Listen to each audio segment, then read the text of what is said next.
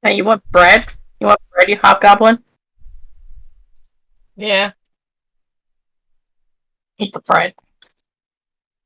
Jacob's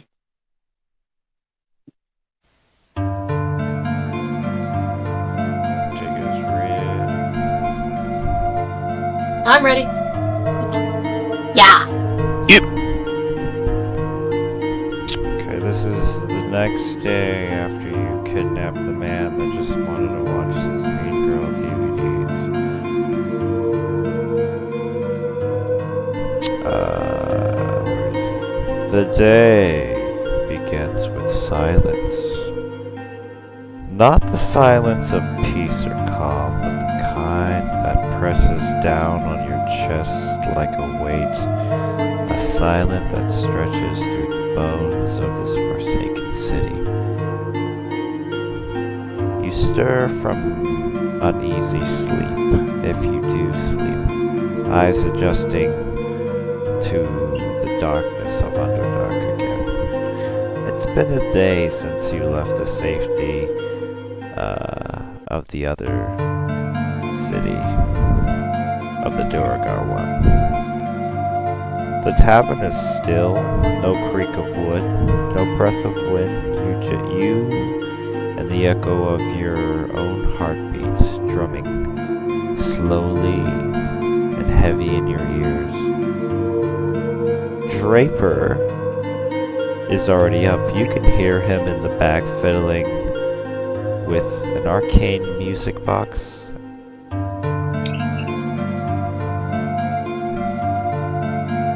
What does everyone else do as they rise from the bed?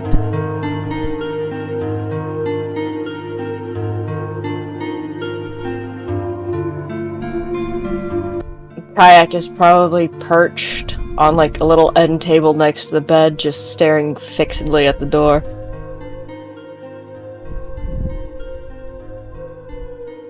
Probably clicking her energy sword on and off.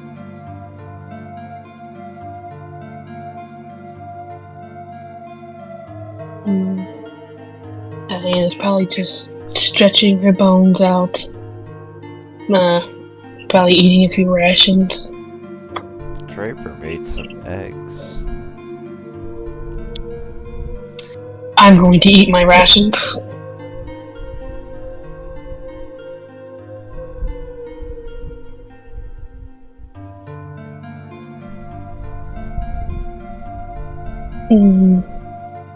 Yeah, I do not trust what he cooked, mainly because Diana's a little paranoid, so she's just going to eat her rations. You see him dumping some whiskey in the mixture of eggs, and then he starts to beat it with the whisk.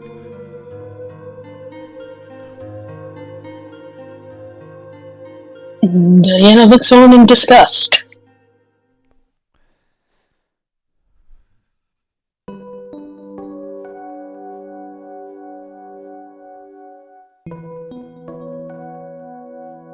Grim's just gonna gently pick Kayak up and put her on his shoulder, and then go meet the others, or everyone else's. Yeah, she hangs on. Doesn't say anything though.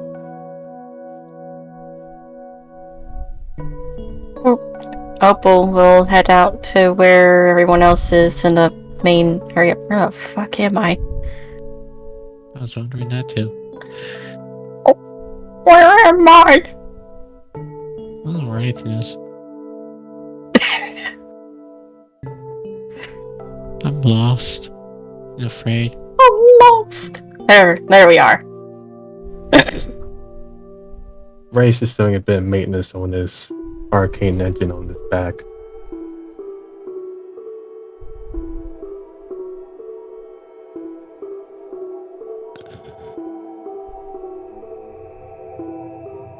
Kayak just starts quietly growling when she sees Draper.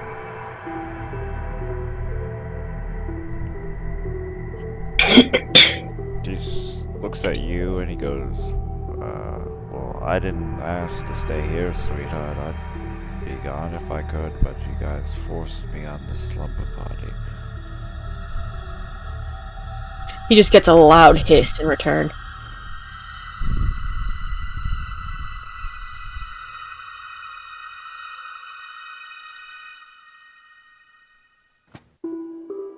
Would anyone like some eggs?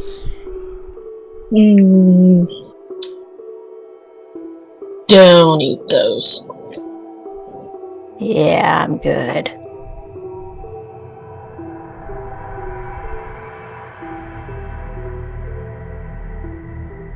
Very well. Just kind of huffs and puffs and kind of sits next to Vivi. Just starts eating some eggs.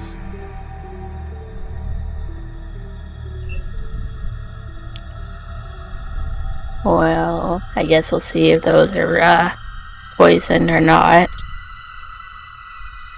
No, they're not poisoned, but he just dumped a bottle of whiskey in them. I mixed the correct amount of whiskey in it, and I assure you that it gives it extra flavor. Disgusting. That little extra buzz to deal with reality. I would rather just have the whiskey, thanks.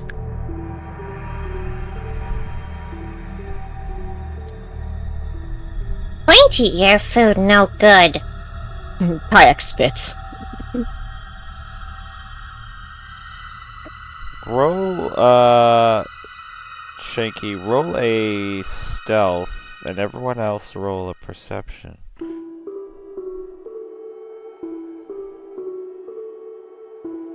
He's a ninja. Nothing surprises me.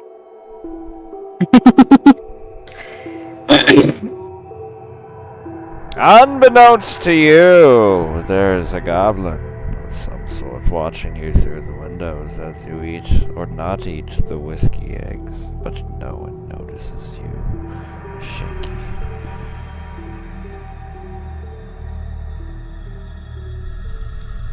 In a general sense, like, from a human perspective, how delicious do those eggs look, though? It just looks like scrambled eggs. They're little. They have a tint of brown to them, but still yellow. If you're an alcoholic, these are very tasty looking eggs. And is there meats and sausage and bacon with it, or is it just eggs? It's just eggs. Shanky continues watching.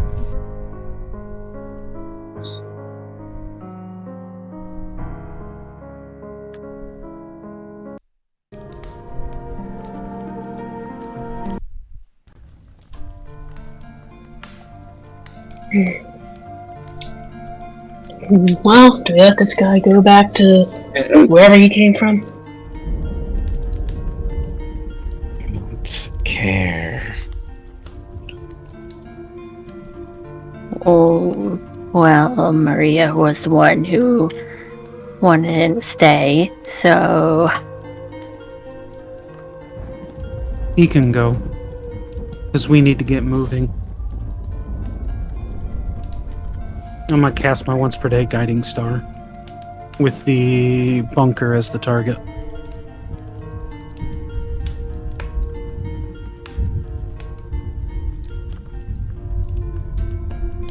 Well, I'm just gonna take this opportunity to leave then, since I'm not locked around here for some reason. Good luck to y'all. Yeah. Get out of here with your whiskey eggs. I'd like to follow him at a distance. Okay, roll another stealth.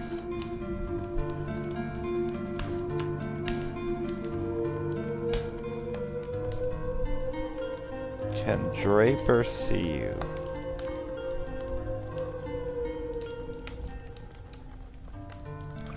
No. In that case, I'd like to run up on him, and he's gonna feel a sharp object in his back on one side, and then what feels like the barrel of probably a toy gun to him, right under his groin. Hey! Stop! Hands in the air! He raises his hands in the air. Give me all your cash! Valuables in the bag! Cash? What are you talking about? This is the apocalypse. What do you want with cash? Just give me your shit! That looks like silk tie! Give me that! Fine, he gives you his tie. I don't really have anything on me besides these whiskey eggs. Wait, he walked out with like a plate of eggs eating? Yeah. So do I have to roll to see if he has anything valuable, or is it obvious that he has nothing valuable on him? It's obvious to the eye in terms of if you touch him and feel him up, but he's got nothing on him. Give me the damn eggs! Don't let me see you again! Okay, well, fine. Okay, God. There's more eggs in that fucking building over there. You could have had some, but now I got no eggs. Everyone's an asshole that I run into in this city. I'm just trying to survive, and he just walks off like muttering to himself. Alright, I'm gonna go back to that garbage can and eat the eggs.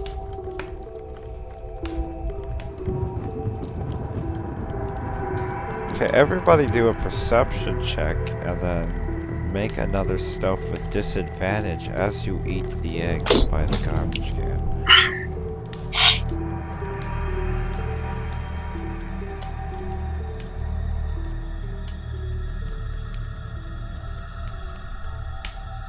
Maria hears somebody eating by a garbage can.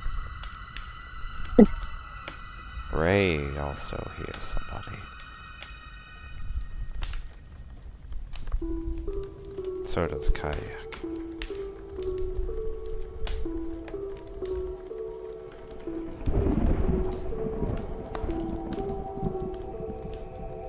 Is there a window by the garbage can? I think like right here. Right. Yeah.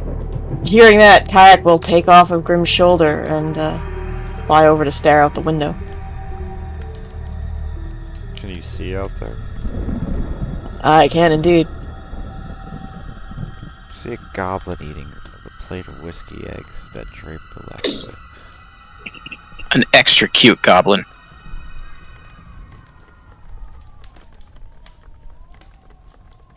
God damn it, he is extra cute. Shanky, you probably hear like a little thud against the window above your head, and then a low little growl.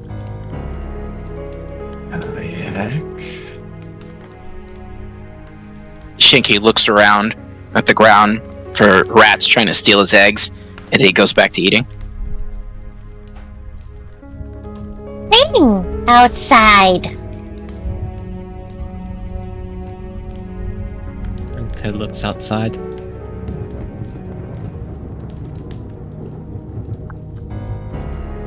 Looks like big rats. Maria comes rushing outside and around the corner with pistol in hand. Hiya, Joe. Diana is backing up Maria. Ray goes through the other door. This minigun ramping up. Since Opal sees that people are rushing out, she'll follow Ray to back him up. Well, actually, is the trash can right in front of the window? Yeah.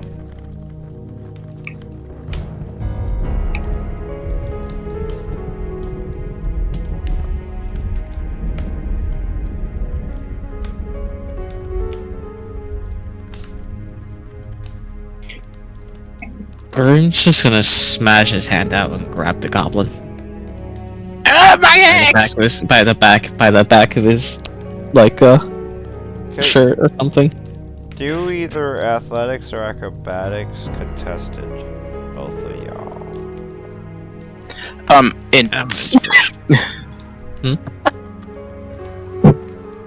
It's that I'm more trying to hold on to my eggs than resist him. Oh. You could just lift me up, but I keep the eggs. That's fine. That's all he wanted to do.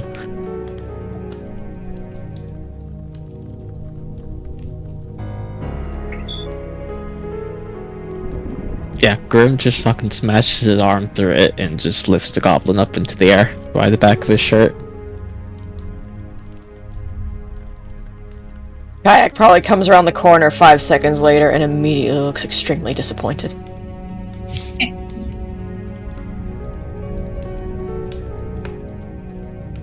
So what do we have here?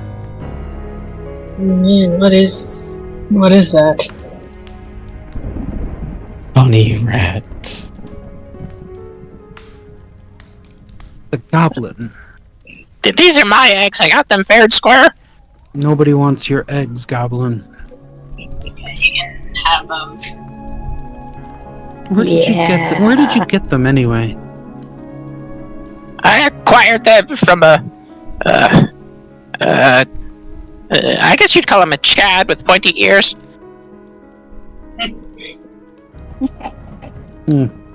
Raper. He gave them to you? That doesn't sound like him. Well, considering the options he had, giving them to me was the right choice. So you robbed him? No, he gave them to me. What would you have done if he didn't give them to you? Nothing, really.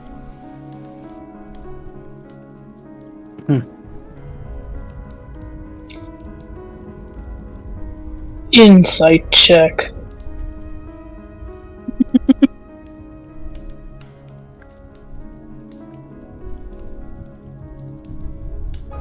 Are you lying?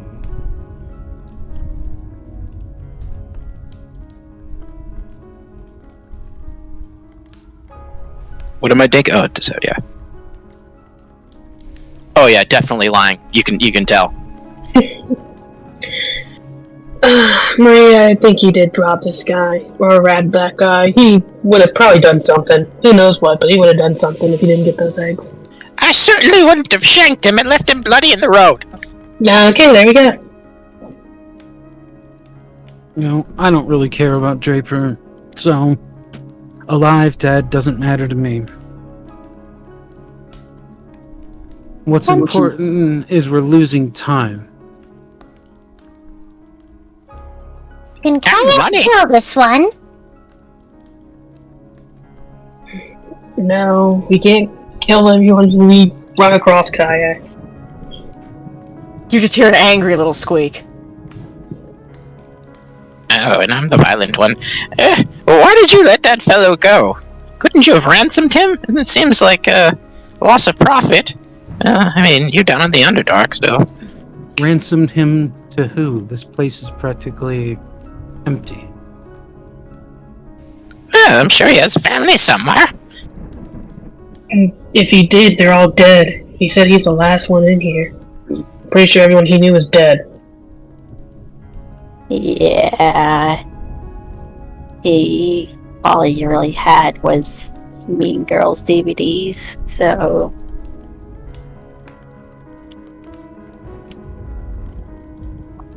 And last I checked, it's really hard to ransom the dead, so...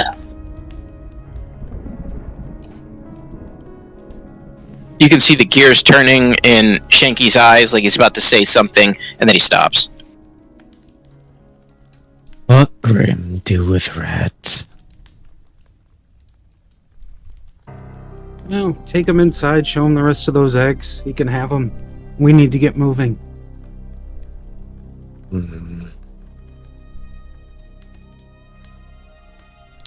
Grim just kind of, I guess, turns with holding Shanky around and kind of drops him over at the table with the rest of the eggs. Shanky tucks in. Yeah, and it's dropping with the table. Basically, what you were looking at, staring at the entire time, also is like a is basically like 7 foot and built like a fucking grizzly bear, and with pale white skin, and his eyes are like red, and like literally, they don't have like he doesn't blink. His eyes are just like red, kind of like stained stained glass, and yeah, and his hands are kind of resemble giant knives. And he just dropped them. And was his skin cold to the touch, or was it warm? Cold. I see.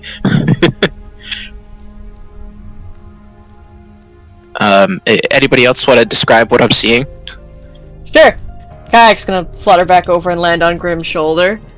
And what Shanky sees is a extremely tiny little kobold, about 1 foot tall, wearing a really small tactical vest. Has wings, which kind of flutter nervously. She looks a little twitchy. Oh, like, Hold on. hold on. He just disappeared. Oh no. Yeah, he just died too. There he is. Sorry about that. What was the last thing you heard? Oh, 1 foot tall. Sorry, I there's a magnet on my keyboard and I hit it with a piece of metal and it restarted my thing. Okay. Tiny little kobold, about 1 foot tall. Yellow scales with green stripes. Has wings, which are kind of fluttering and twitching a little bit. And she's just staring at Shanky with the gaze of somebody who has not slept in several days. She's wearing a tiny tactical vest and holding a little butter knife in her hand that's glowing with energy.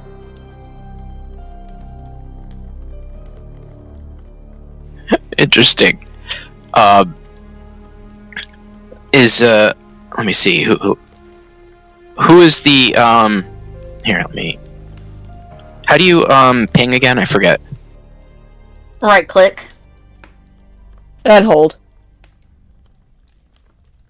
The white lizard person? Yes. That is Opal. And Opal walks back into the tavern and sits down next to the much smaller little lizard folk.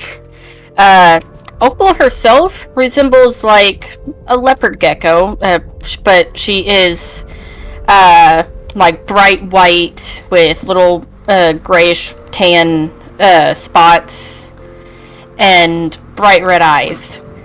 While and she's wearing like a black hoodie and some blue jeans and like white sneakers. And the little lizard is some kind of mishmash of lizards. You can't quite exactly tell what the hell she is. Does the little And one look she's like just wearing... Oh, sorry, go ahead. I was just gonna ask. She's wearing like a black dress. Oh, okay.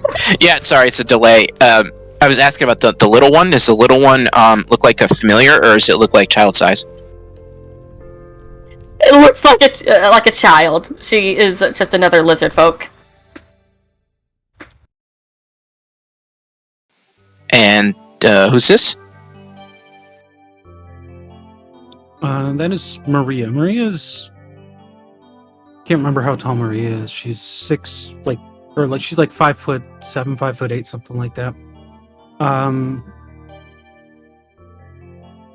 Wearing a tactical vest, got a sniper rifle slung over her shoulder. She's got another type of rifle in her hand and a pistol on her side. She's also carrying a sword.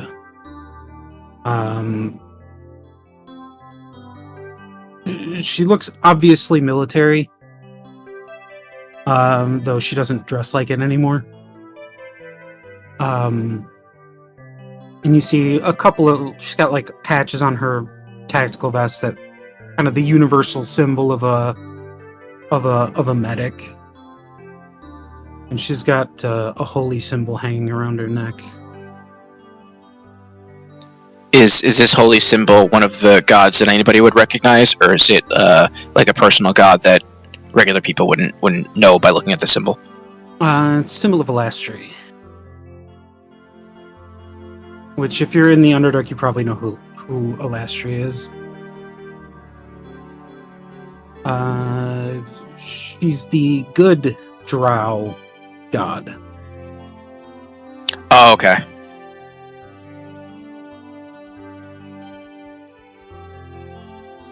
Let me see. And who's this?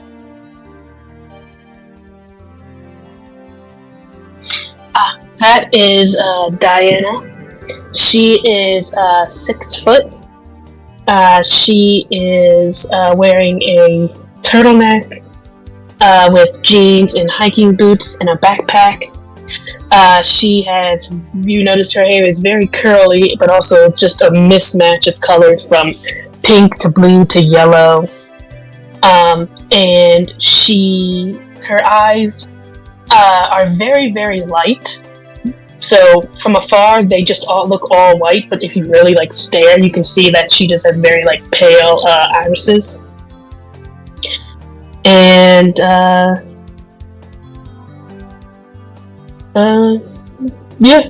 guess if you have you can definitely tell she's very magical. I guess if you're sensitive to magic, but yeah. And this person with the robotic-looking suit below?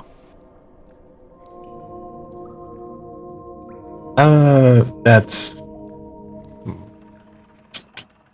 It looks like a heavily armored war machine standing at about 6'8". He has a minigun strapped below his arm as a giant... Feels like a giant bulge coming out of his back, which is what the small spider is working on, as you see sparks flying out of it.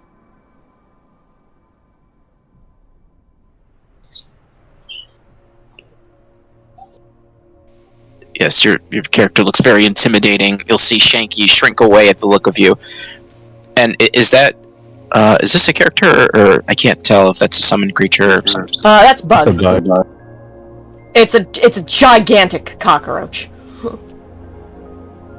Doesn't look like a summon. Ew. It's Kayak's pet. Yes. Oh, okay. And I Keeps look going. across the table. I look at someone who I think has the same symbol I do, and I'm just gonna whisper, "Hey, are we in the same cult?"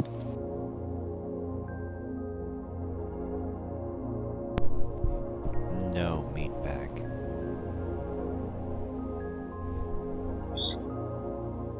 He takes off his bunny mask, and you see a smashed mechanical robotic face.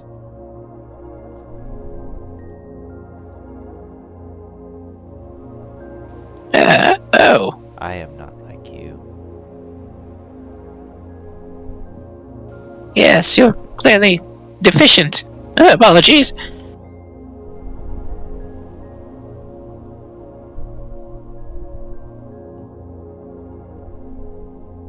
How did all of you come to be here? Rather fortuitous for me to find someone to help me escape this place.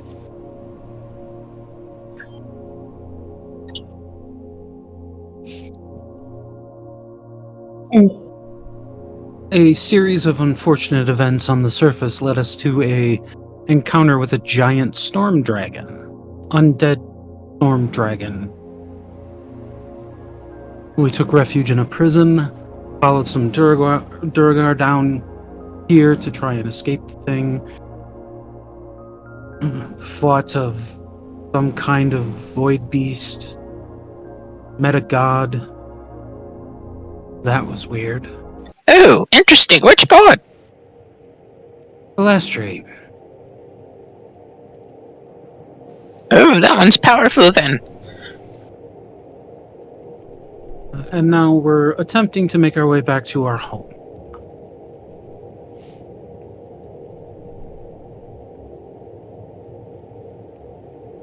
I don't suppose you'd allow me to tag along. I can be quite useful.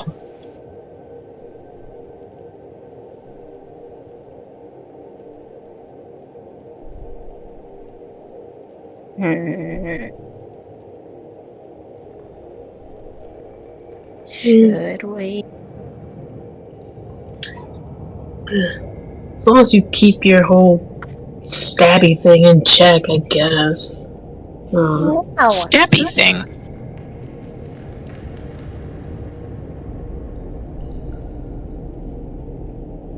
You said that you were going to, totally not leave the guy, bleeding out and such. So I'm going to assume you meant stab him. No, I did not say bleeding out. I said bloody. It is a difference.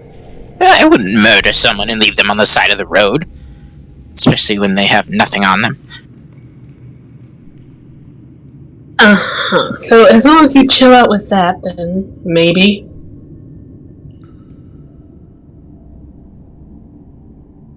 I promise you I'm of great help. I'm quite good with illusions. Can cover our tracks, get out safely, unseen.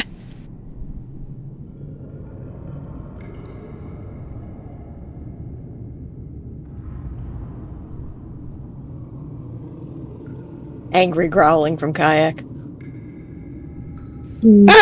I'll take that as a yes. If you'll excuse me, I'm going to start going through this desk. Diana just kind of looks at Opal, Ray, and Maria.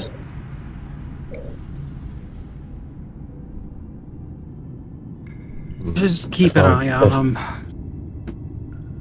him. Yes, as long as he does not become hostile, if somebody's to exterminate him.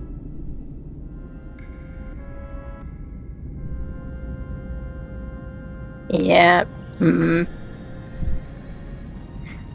I don't know how long he's exactly going to survive if someone doesn't help him.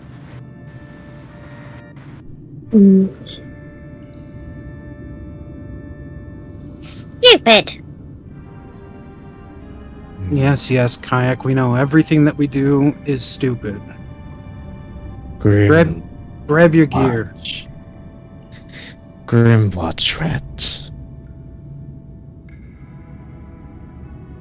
Does anything.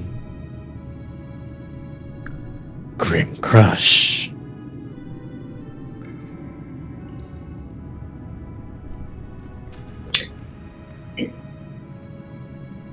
Sounds fair. Yep, that sounds good to me.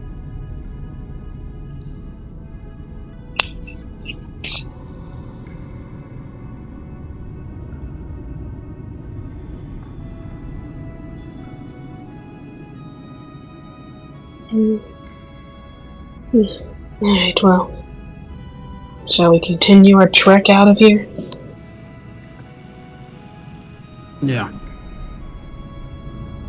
Might as well.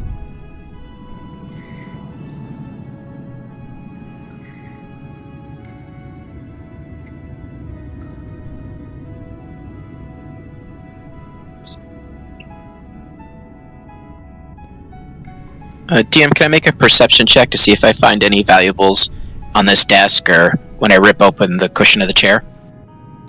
Do a survival or an investigation.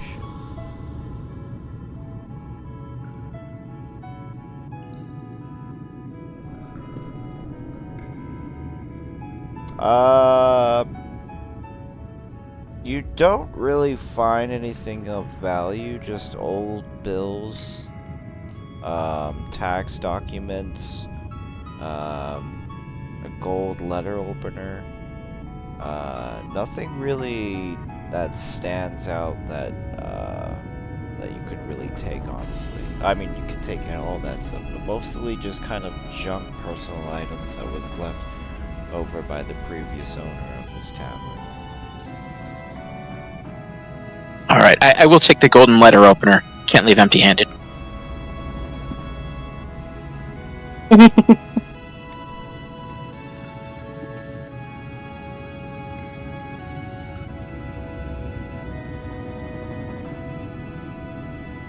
See see Vivi start to, as he waits for everybody, he says, "Are you meat bags ready?"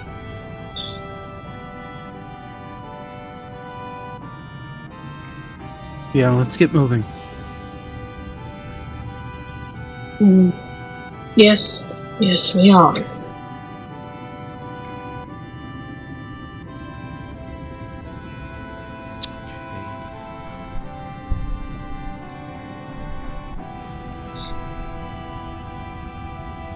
And that's where we'll end the session till next week.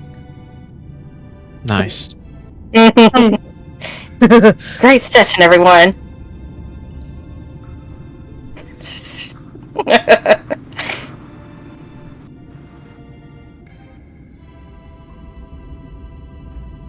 Okay, as you walk through the long tunnels of the Underdark into the unknown, you see the usual creepy creatures crawling around, giant insects, glowing, luminous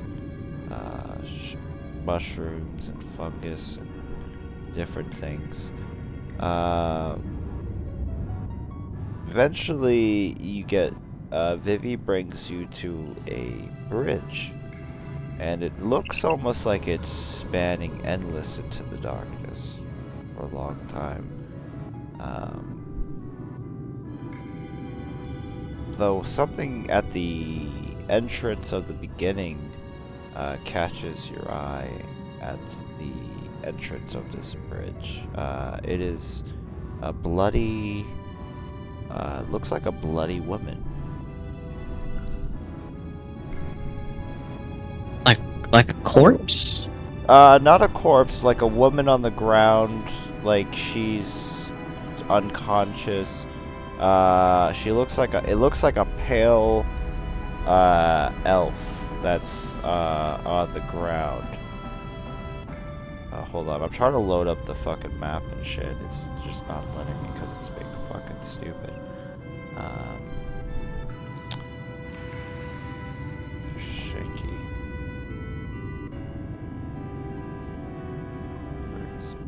There we go.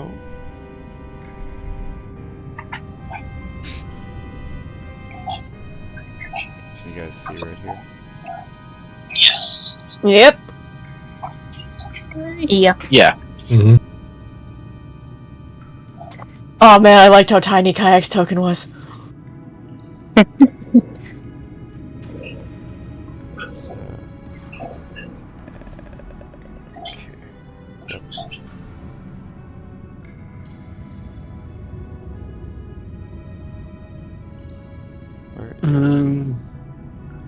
Yeah, Maria will move up to the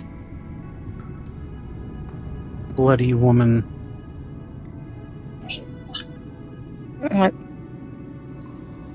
Opal's gonna ready her rifle just in case.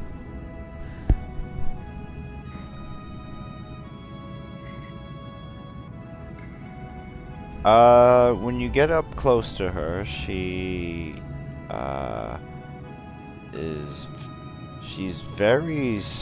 she has a lot of scars on her, but this isn't from what is making her hurt right now. She looks like she's suffering a horrible stab wound to the abdomen, and she's kind of like bleeding out currently.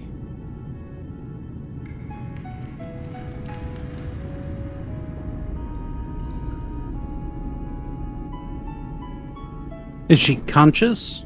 No. She's like unconscious. Like, but she's still breathing, like, but just you can feel like it's gonna be she's gonna lose it soon.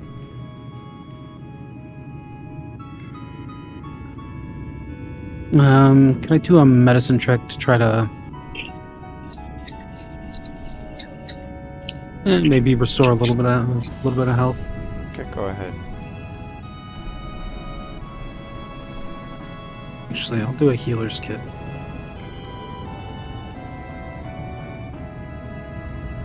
Alright, you stopped the bleeding, and yeah, you managed to keep her sustained while she's still unconscious. I'm gonna search her. See if she's got any kind of identifying things on her. Okay, let's see, what does she have?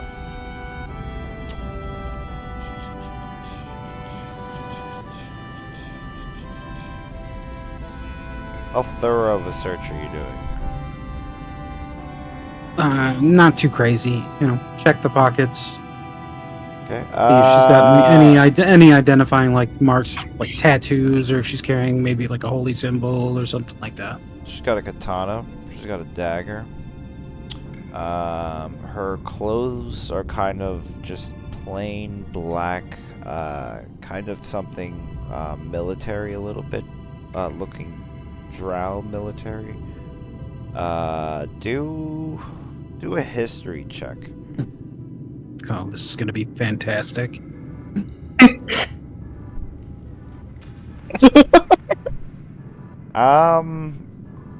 You think that some of these symbols on her jacket is possibly could be something that could relate to the old Trill military in modern day.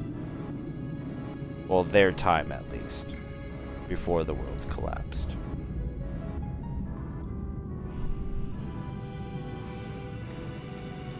You find dog tags on her, so she seems like she's a veteran of a drow army, even though she's a pale elf. Okay.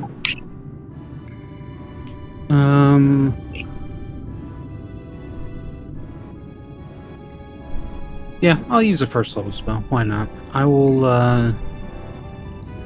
cast Cure Wounds.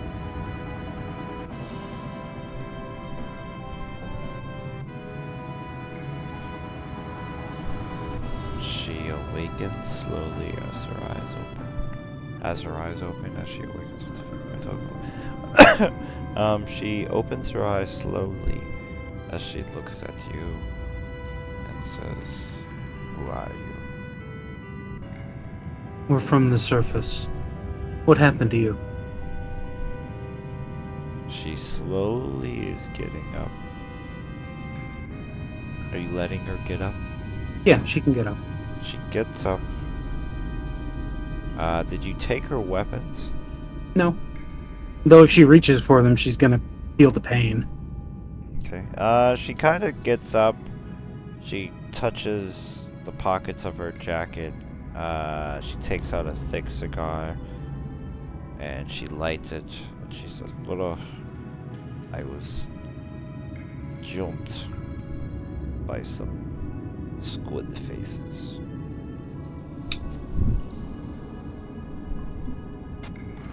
Mind flayers. Yes. I was with my men and we were traveling, trying to go to another city for scavenging. Where did you come from? She points up.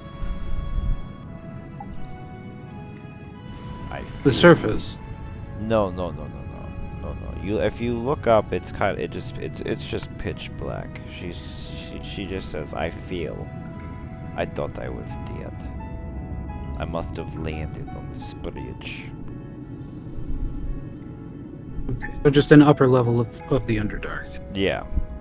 Okay. Yeah, you see there's like jetting, kind of like rock formations, other bridgeways and things like that.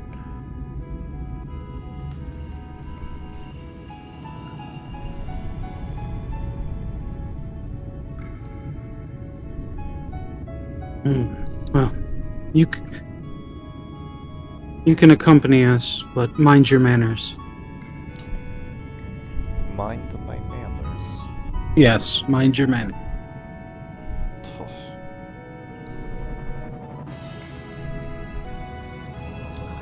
cannot accompany you. Then we part ways here. Very well. I thank you. I don't know how I can repay you. Do you know a path to avoid the mind flayers? She shrugs. Once you are down here, it already senses you.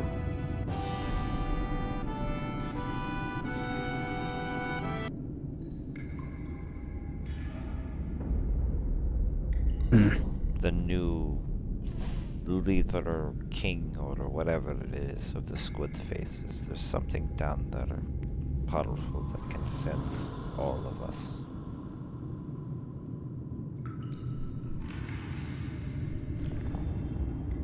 We will be on our guard.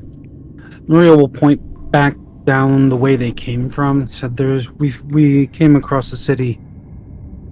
How long have we been traveling? It's about a day, like basically a day and a half. Since we were at the city where we met Draper. Since the city you met Draper, just like half a day, pretty much. You know, I'll point back down that way. It's a half day's travel. We were in a city. There was a single man by the name of Draper. Said he was the only one alive there. You may find what you need there. I don't know. I'm going to find my people. But it's probably suicidal. But I've got nothing left. But good luck on your journey. You as well. She starts to walk the opposite direction. Is she still looking kind of wounded, or is she all full up better? She looks wounded still. She's not Hey! full health. Hey, you look like you're hurting there a bit. You want a little something for the pain?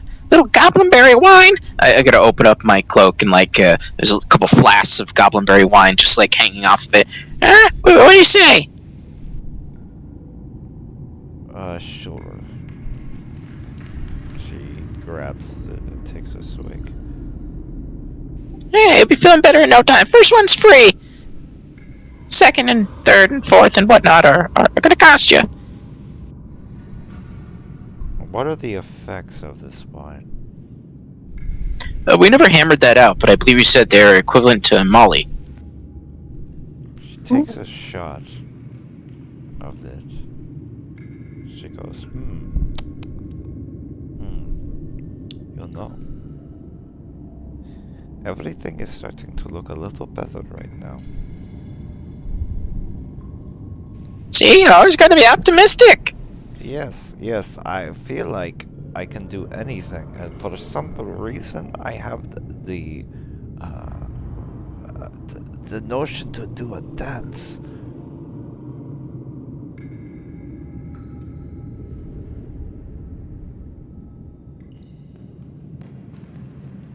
She walks off the bridge and falls off. Oh.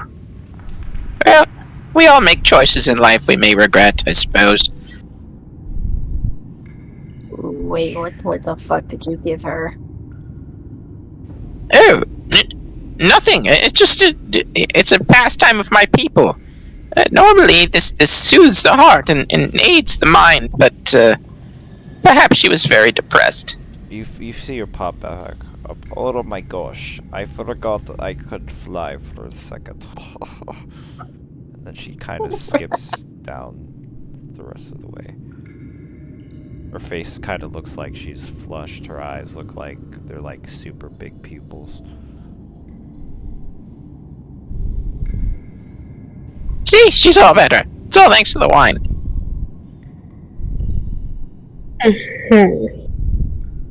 Weird. Hey.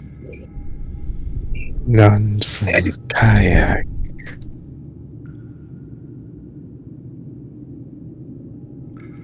I just sticks her tongue out. You know. When we get back to base, I'll trade you a really cool cigarette for a sip of that wine. Oh, sounds like a deal. Hell yeah. Opal, I don't think you should drink stuff. Why? Because what if you suddenly feel like you can, I don't know, walk off a bridge? Well, I would figure that you people would keep my dumb ass in place. Yes, but I'm Or trying to, rob me. I'm trying to prevent all that. Fine. Noble just waves her hand at Diana dismissively. Diana just keeps walking.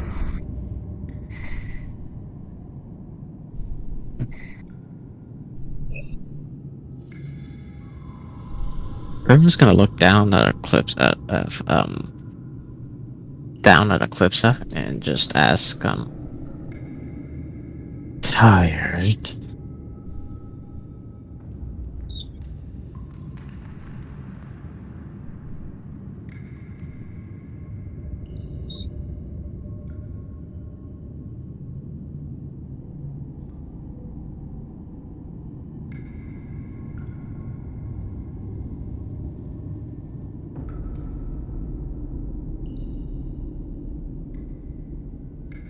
DM.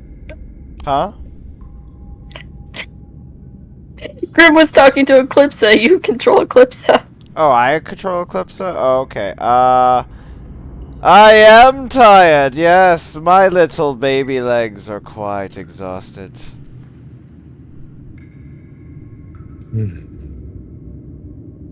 Grim wants to pick Eclipsa up and put her on his other shoulder.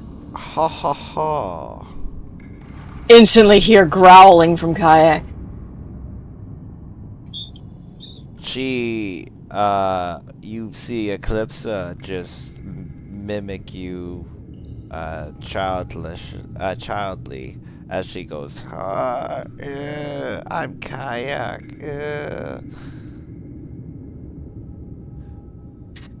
The growling goes from straight to hissing, and Grim, you feel Kayak just trying to tense up like she's about to attack. Stop.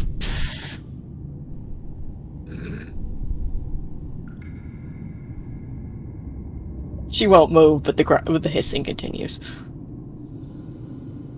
Sounds like an angry kitten. Seeing that all of these small creatures are getting free rides from larger ones, Shanky's gonna walk up to Maria, put his arms out, and just go, uppies? She looks down at him and says, about the closest thing you're gonna get from me is a kick. Kick up to ride your back or something? Like, you know. No. I mean, I got short legs too. A kick like a punt. Like a punt. Oh, you're a cruel one. You're not the first person to tell me that.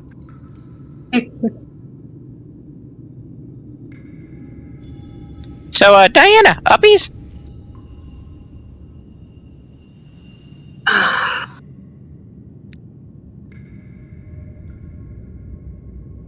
Fine, good God. She'll just, I guess, lean her hand down. They just scuttle up your arm and sit on your shoulder. Don't make me regret this.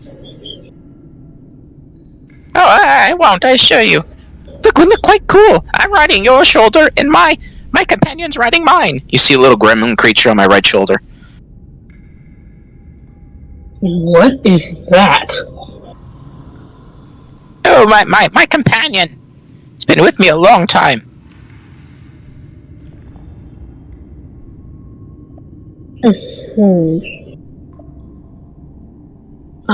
Alright then.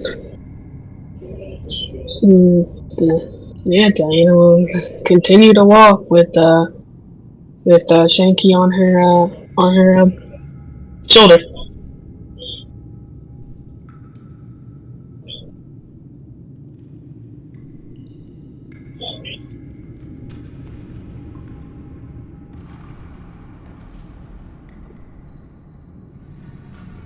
As you continue to walk down the bridge, you see what looks maybe either a young woman or a teenage girl, perhaps, riding a unicycle while holding a giant needle.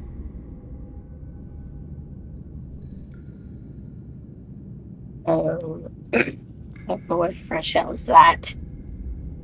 She's kind of just doing like cool unicycle tricks. I don't know what the cool unicycle tricks are. She kind of looks like she's from the circus as she's like balancing with the giant needle and unicycle.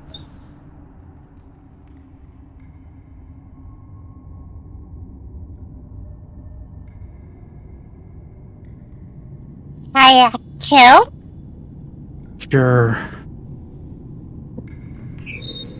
Wait, do we really want to? What if that thing calls for help? Do we really want to anger it? Okay. Hang on, that's a disadvantage.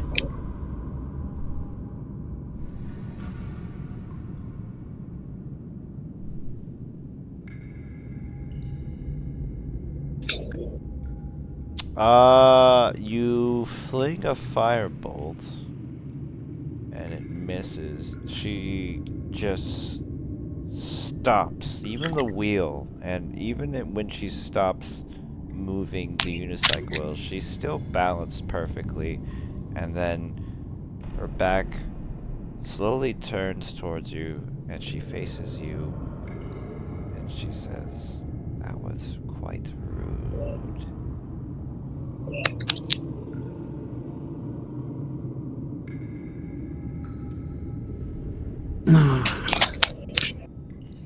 Kayak shoots again.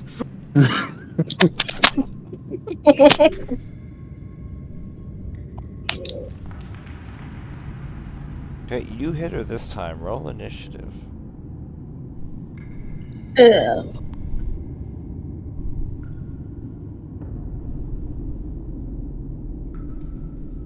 This is why we don't like kayak. Just fire at people. Yeah. Yeah, we kind of brought this on ourselves.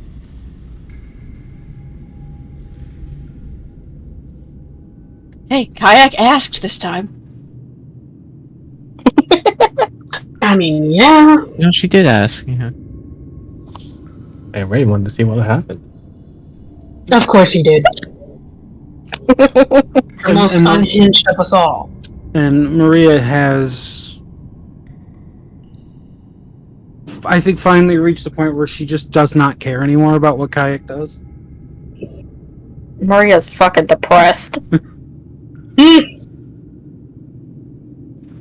Well, that's I doing this is gonna get all of us killed. Eventually. Possibly. Maria, you are first. You notice that when the firebolt hits this thing or woman, it hits her in the face, and instead of burning like a normal person, it cracks like porcelain, so there's like a caved in part.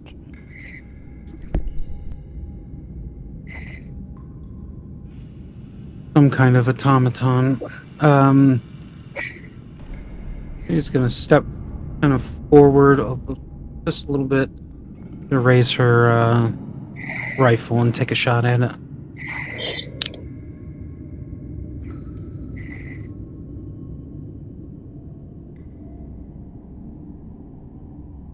Yes, that'll hit it. You spray her full of holes. That's it.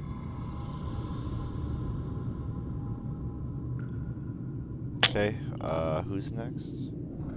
Because my screen just went black. I'm after Maria. Just give me 1 moment, sorry. Oh, good.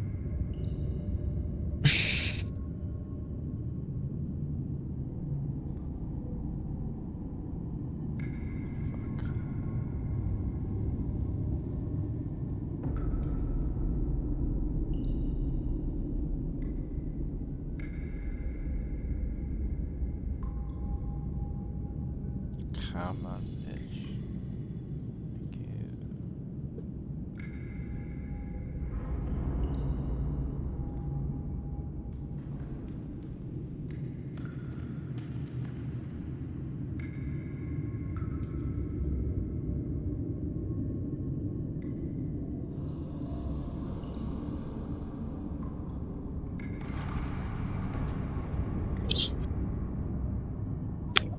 And that's where we'll end till next week.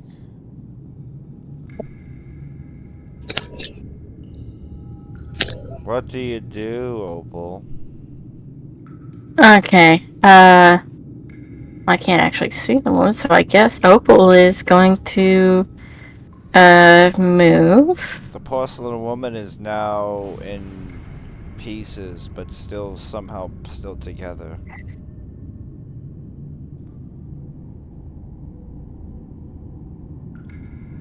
Okay. Oh, yeah, is that thing some kind of construct?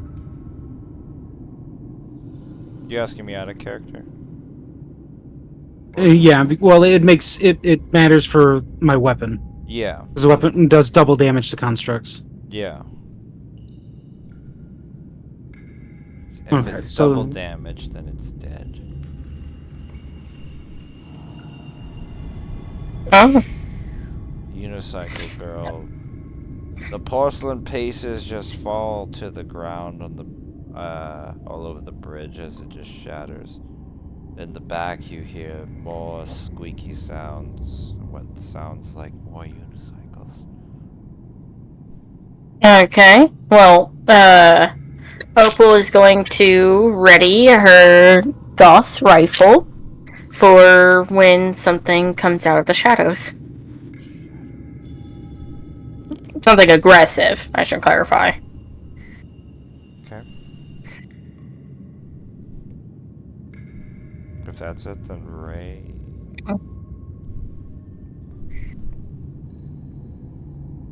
Well, Ray just goes forth until pops out. But he does.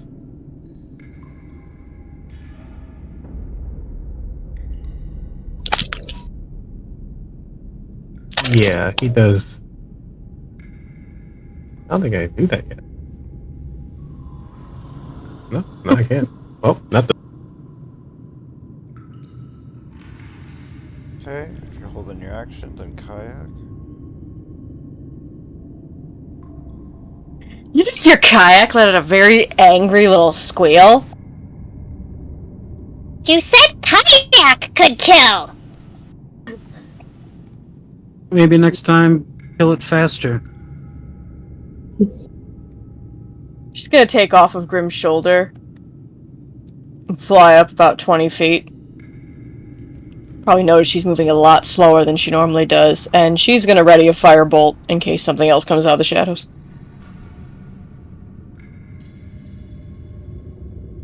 She didn't ever. Never mind. She's gonna dash.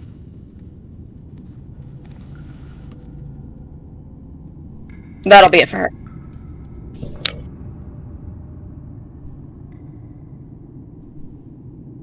Okay, my thing's fucking up. Grim. Well, can't see anything if there is anything, but Is your dark vision correct? do have 60 feet of it. The map is just kind of dim, okay, but Grim's. Oh, okay, there we go.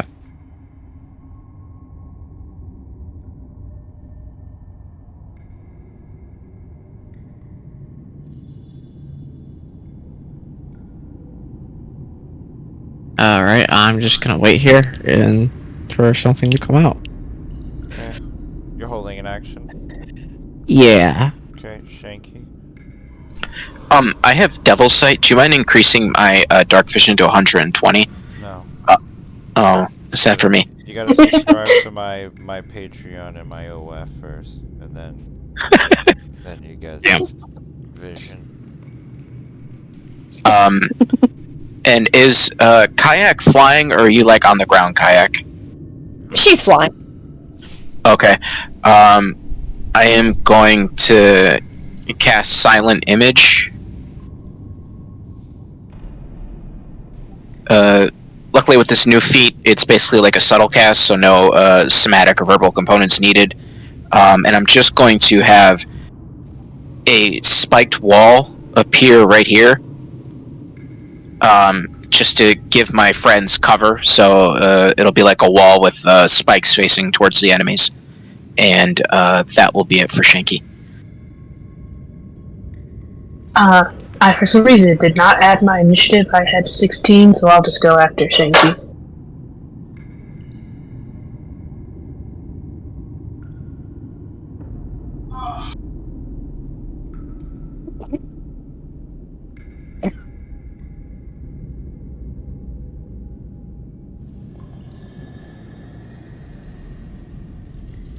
But for me, I guess with Shanky on my shoulder, I just move up a few feet. Right here, and I'll also hold my action until something comes forward. Does a spike wall give you cover? Yeah, it's like if they see through the illusion, it'll stop giving them cover, but until then it should. Oh, Probably only like half cover, not like full cover. yeah, okay.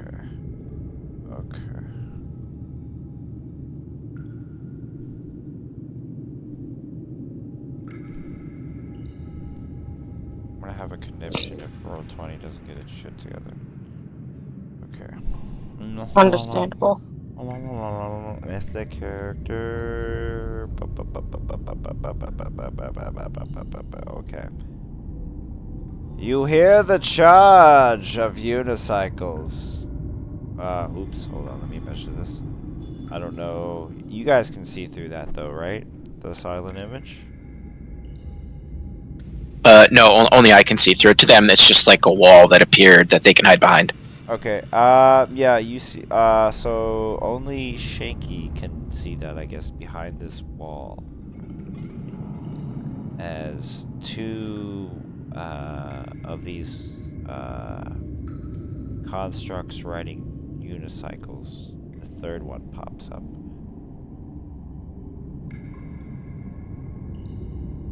Does this, oh yeah, never mind, you already cached, silent image on crack. At the same time, this wall collapses as a carrion crawler on the other side comes straight to Ray, but this should trigger anybody's hold action if you can see this creature. Yep.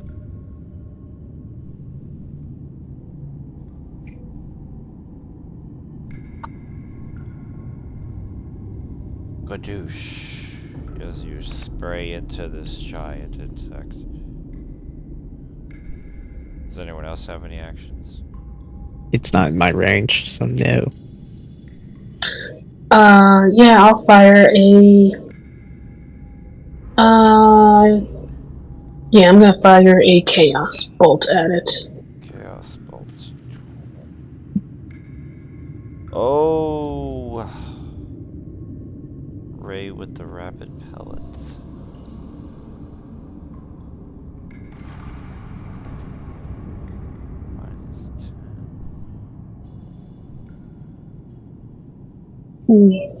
Does an 11 hit? The 11, unfortunately, is gonna miss by 2. Alright. Alright. Okay, and then if that is it, it's going to go for Raymond. It's going to bite you.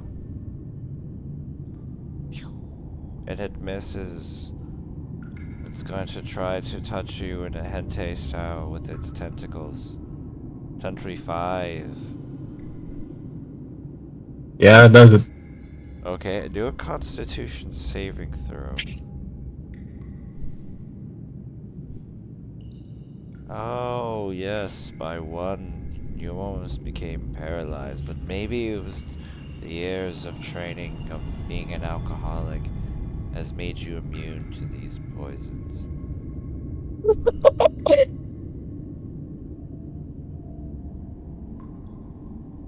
Yes. And then you see something come out of its, what you looks like maybe perhaps its asshole, as it goes covered in mucus, and comes for you, Grim. Uh-huh. And it goes tentacle touch. There's a 26 hit. Yeah. Okay. It pulls itself into your space, and now it's giving you a really big hug, but not the one that you give Kayak.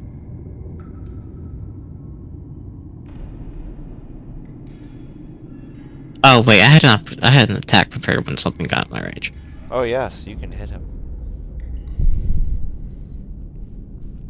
Yep.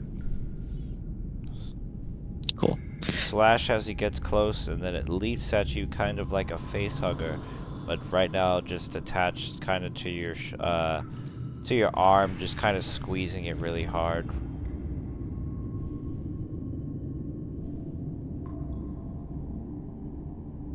And that'll be it. Back to Maria.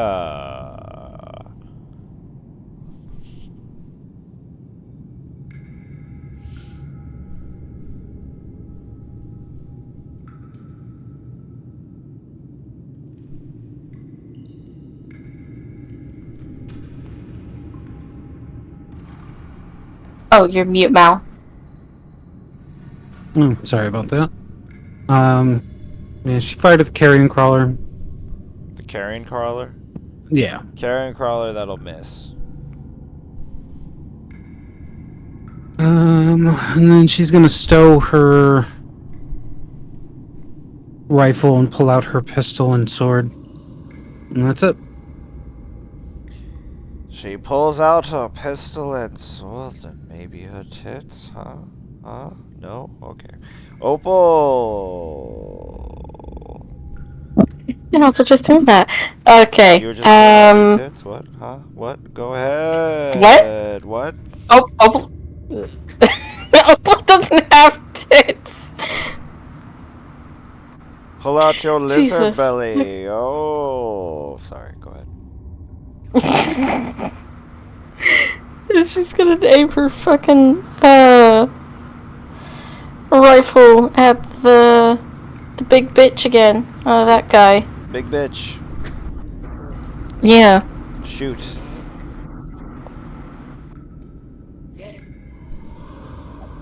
Do you have advantage? No, unfortunately. No, Well, you don't need it. You got 14. 14 still hits. So that's... okay. Yep. So you take a big chunk out of this thing, and Ray and Grim just get sprayed with like the blood from this insect. That'll be my Fat, turn. chubby grub boy. That's what it basically is. If that's it, then it's Raymond.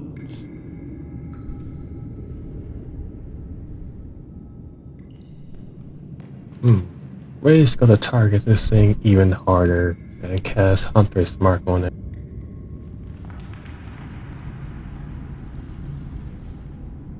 Beep beep beep beep beep. You're like the predator as the laser beams pop up. Shoo. And then with his minigun revving up, he just starts unloading on it. Dropping loads. Yes, yes. You might, depending how much, you might kill it within the first 1 or 2 attacks. First attack, it dies in the second attack. How do you kill this thing? Yeah, he just stuffs his minigun into it and just starts unloading into it. So it's just a switch seas.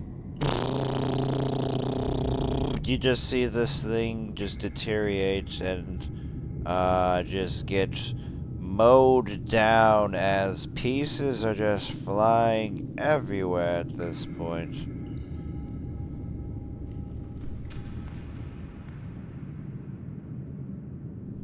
If that's it, then Kaya. Yeah, you just hear the screech of a very angry kobold, and she's gonna go for the carrion stalker on Grim. You hear Eclipse mock you again, going, "Yeah, I'm Kayak."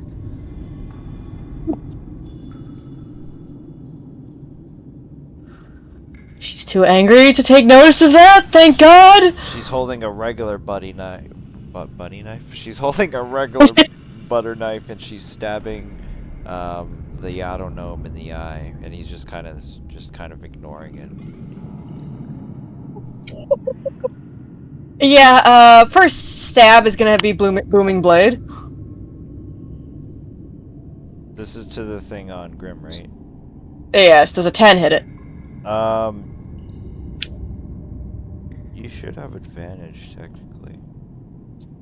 She is rolling disadvantage because of you're of, exhausted. So yeah, okay. yeah, but tactics is a So flat no, roll. a 10 is not going to hit it. You're just going to kind of slump and fall over. This should be something very easy to hit, but you're so tired and paranoid. Second attack! Second attack. You hit it.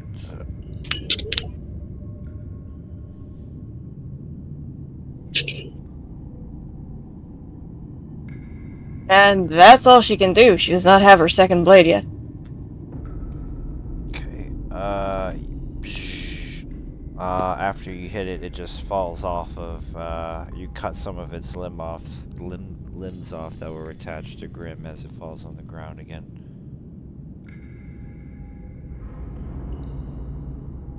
Grim. Yeah, Grim's just gonna let out a roar as he goes into a rage with my bonus action, and then he's just gonna stomp on the carrion stalker. With advantage. Good, oh, it's reckless. How do you kill this? This was someone's child. Grim just lifts his foot and fucking just slams it right down on the little fucker. And he's not aware that this wall is fake or not. Well, Does it matter? no, I was just thinking. I can see this fucker, right? What's he look like he's doing? There's no one there. This.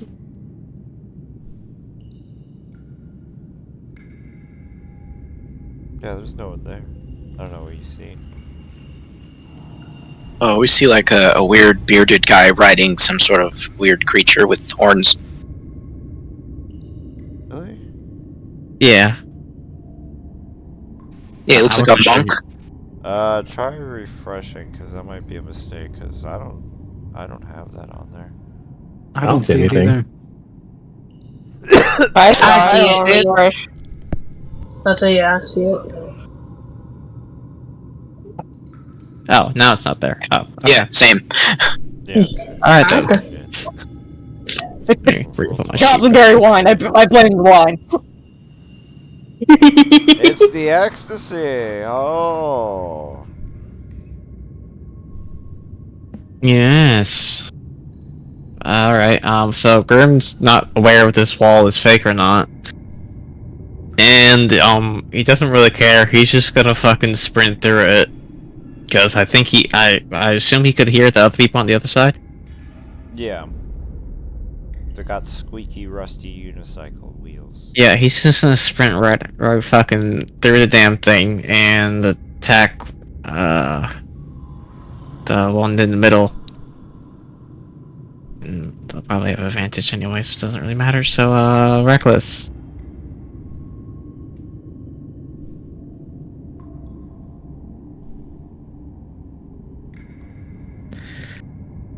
Yes. Excellent. Okay, you pieces of her chips off. Porcelain. And that's it. Okay, Shank. That's how I'll do it. Alright, Shanky's gonna run over here.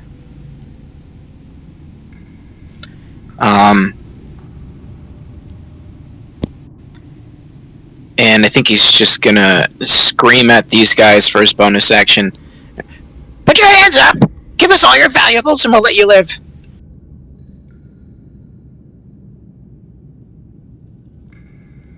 One spins her head like something out of The Exorcist, and she says, "Nope."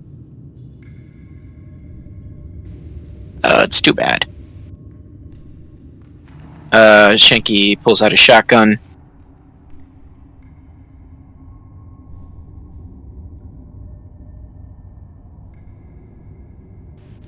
Sorry. Trying to find the right. Yeah, he's gonna fire straight down and hit all three of them with his special shotgun blast.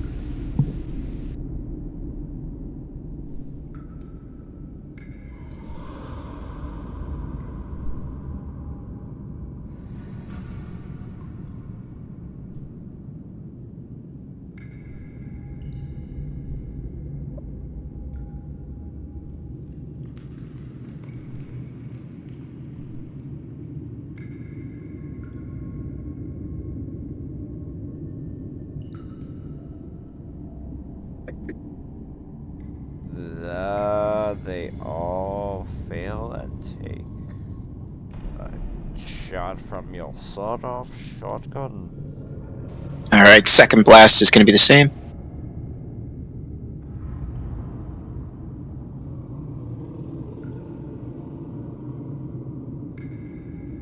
Witches roll on their sheet. Another fail, and that'll... Aren't I in your column? I'll angle it, I guess, so I hit only the first two. You can still hit 3 without hurting. Oh, there we go. Unless you want to hit Grim, because that'd be sweet too. No, because I just met him. He'll be like, "You're a rat," and then I'll die, and... Let's do this. So, you shatter the first two. How does that look with the first two blowing up from your shotgun? It just looks like, I guess, buckshot, but sort of translucent glass-like bullets. You know how force damage would look. And he just sits there, bonus action. You know what, let me see if I can. Bonus action, I twirl my gun around and fumble it just a bit, and then kind of catch it and try to look cool. And that's it for Shanky. Diana. Alright, she'll just try to go ahead and finish off the last one. I guess since Grim went through the wall, can I see the lady? The last person right here? Is the illusion still up? Yeah, the wall's only 5 foot high, though. It's only half cover, so like you can see over the top of it. Yeah. Oh, okay. Alright then. Okay then, yeah. I'll just go ahead and hit her with a firebolt.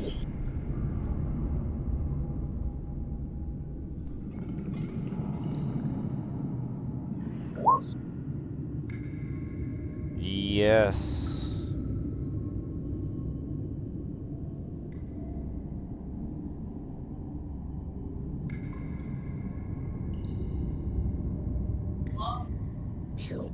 Nine total damage. Alright, how does it die from your fireball?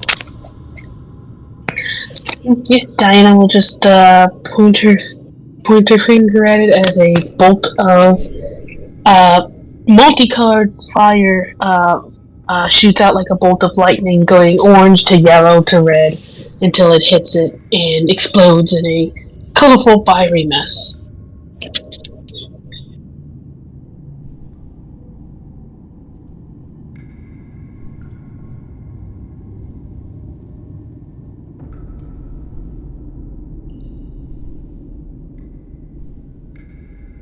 Okay, yep. You kill all... You're left with a pile of porcelain, what looks like maybe cheap maid outfits or weird doll-like clothes on these things. A dead carrion crawler, a dead baby carrion crawler.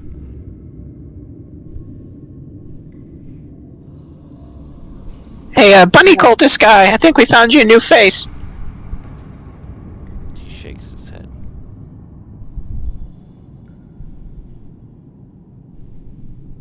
That Kayak would just sound I want them to see how it operates.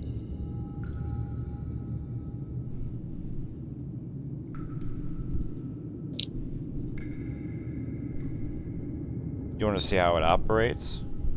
Yeah, to see if it was like a drone or just an independent construct. Do investigation or arcana.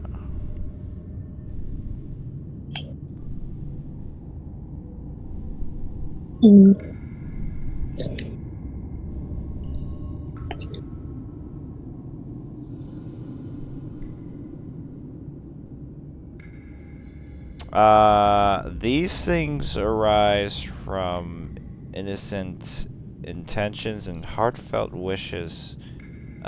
These things were made to be beloved toys, so they are somewhat, basically, they are constructs. But these seem to be you could call them malfunction toys.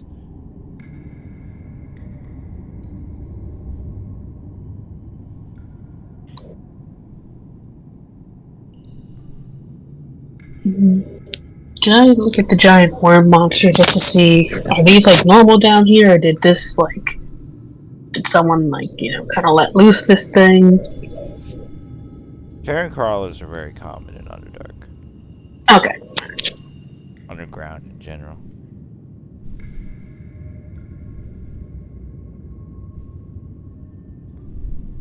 Kayak's gonna just drift down and land on the ground, kind of coughing and spitting out more of that black gunk. Yeah, wizard dragon. You know what this is? And I'm gonna point to like the runes written on this stone over here. Grim's gonna go over, pick Kayak back up.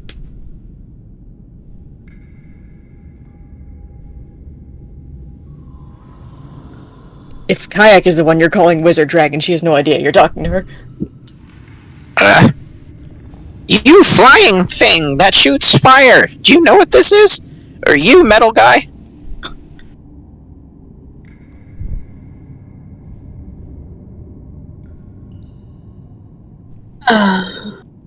Kayak will probably cough again, and then spread her wings and fly over to have a look.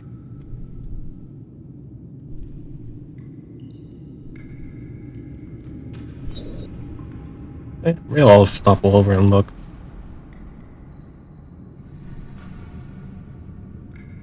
You find a black obsidian looking tablet that has Abyssal written on it. Does anyone read Abyssal?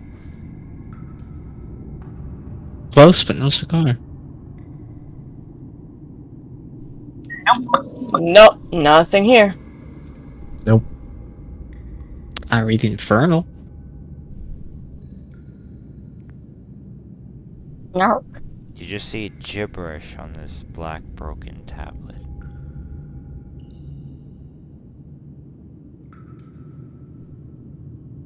I mean, are Inferno and Abyssal not like, Spanish and Portuguese, No, because devils and demons hate each other. Fair enough.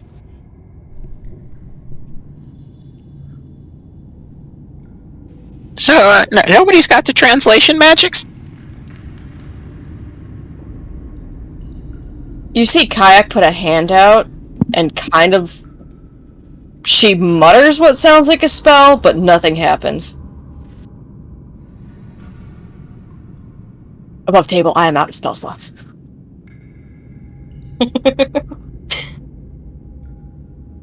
She just kind of looks tired, coughs again. Above table, that's a ritual spell. Okay, okay.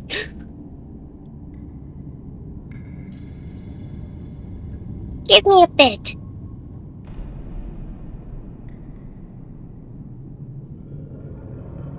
Oh yeah, Kayak will take 10 minutes to cast Comprehend Languages.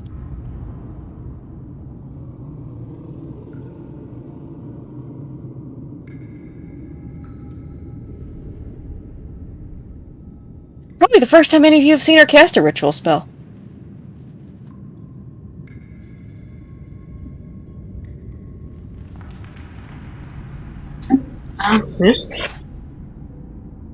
Probably involves bugging Grim to give her spellbook and then activating her energy blade and just carving runes into the ground. Copying directly out of the book. Is it a somatic spell? Is she gonna do that baby dance that was popular in emails? What's an email? Oh, that? No. I don't do emails, dog. In Abyssal, you read by eternal night and the void's embrace, we bind the wandering souls to this forsaken place. Wisps of darkness shall heed our call, entwining fate until the final fall. Through shattered stone and endless dread, rise shadows from the depths below. Obey the ancient pack, break the seal no more, or suffer the abyss forevermore.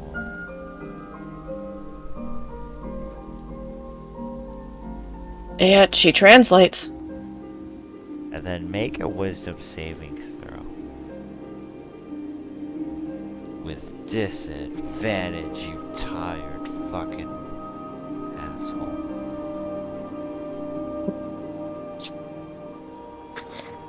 Just called a baby an asshole. A baby stabs people in the face. Let's Stab see. you in the face, talk like that. You get a high-pitched flash, where you see... It's hard to explain what you see, but you see, just lots of mind flayers kind of pop up into your mind for just a second, but you resist it, but your nose starts to bleed, your eyes start to bleed, your ears start to bleed. Kayak just kind of squeaks. It feels like something tried to probe your mind, like really hardcore, but you, with your amazing mind for an asshole baby piece of shit, you were able to resist whatever was trying to probe you.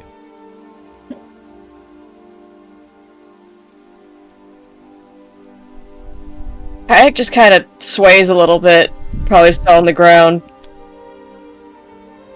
Just looking kind of dazed with blood pouring out of, or blood dripping from, I guess, nose, eyes, and ears. Grim immediately picks her up. Another kind of, Whoa, what the fuck? Sorry. just kind of coughs again. A little bit of the black gunk drips out of her mouth. She looks a mess. What happened?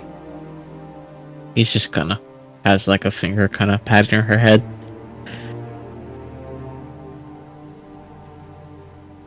Purple things. Oh. Things.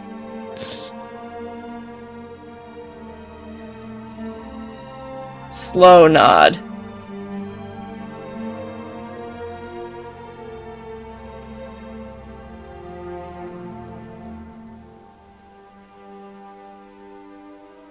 Like people? Or.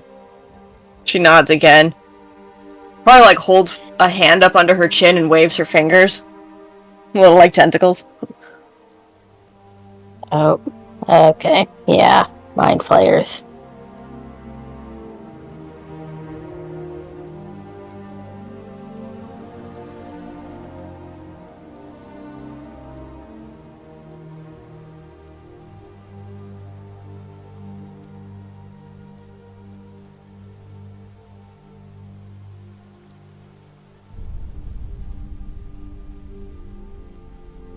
Kayak.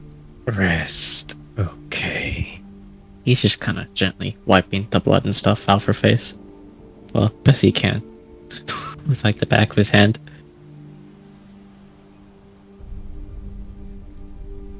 She doesn't answer. Just kind of stares off into the darkness.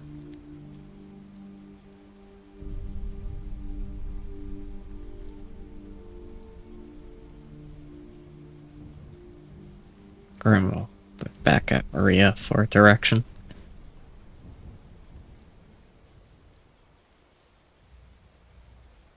Well, I think. Fuck.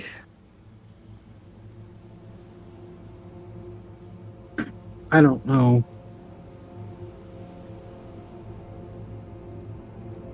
We've got to push through that area.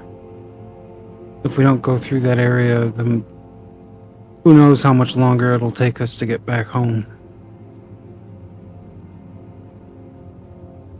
Have you all been through this area before? No. So, the little south area, that's not worth going that way? I have no clue. Could you, use that juice and maybe talk to your god and get some directions? Vivi says that this is the quickest path as he points down the bridge that looks like an endless liminal nightmare.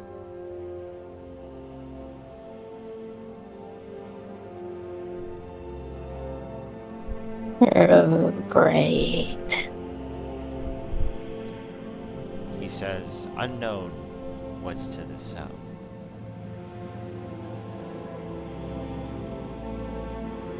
Then points to Kayak. Are you sure she's able to travel? She looks like she's about to die. She shouldn't. Right. I think she needs a rest. Yeah. Colin, let's check this little side area out.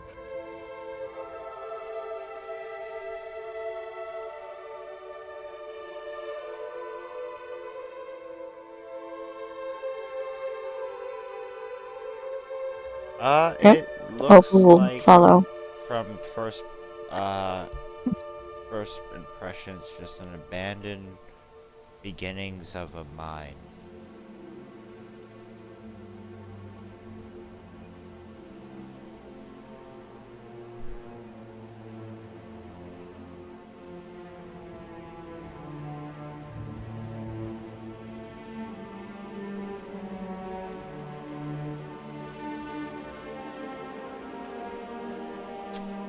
A lot of the walls, though, and everything look recently like they were, what is the word, fracking, whatever. They took all the minerals out recently. Like, you could tell by the tracks, by some tools left over, in this mine that something went through here and took everything, and then just left it.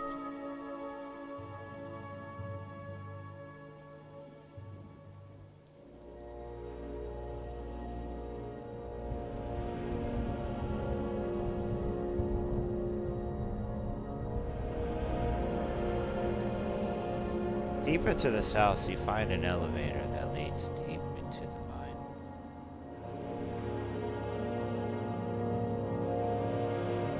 We can secure this area. We can make camp for the night.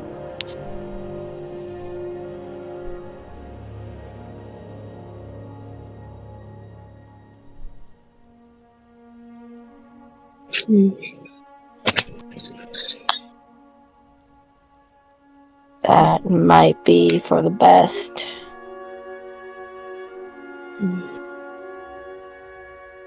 Yeah, maybe. They have tried pushing forward, but We can't push forward with Kayak in the condition that she's in. Not only will she slow us down, she'll be useless in a fight. yeah, that's true. What is wrong with her? Did we not just wake up at that other place? Is something going on with the little flying lizard? She's not sleeping. Oh.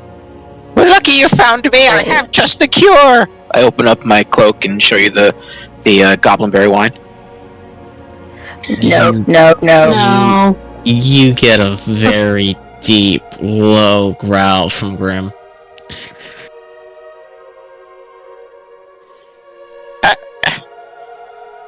I don't think that's fair. I feel judged. She's just a child. Yeah, she's a baby. She's a little kid. A baby she's who 6. shot fire at the face of some enemies over there. And there's another baby. That one too. Okay, Shanky, let's just get this. I'm telling you this for your health. If you give anything to Kayak and something bad happens, Grim, and Diana points at the little murder machine, will literally rip you in half.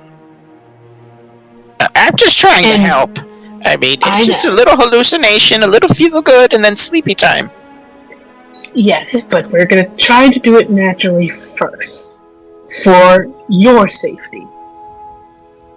Because I don't know if we'll be able to stop him, but either way, I'm just saying, for your safety, let's try it naturally. And if we get desperate, then we'll give her that. But for now, let's just have him handle it. Well, you look quite powerful yourself. Can you use the sleep spell? You look like you got the magic. No, I'm still learning things myself. I don't know how to put somebody to sleep. Definitely need to learn next time, but...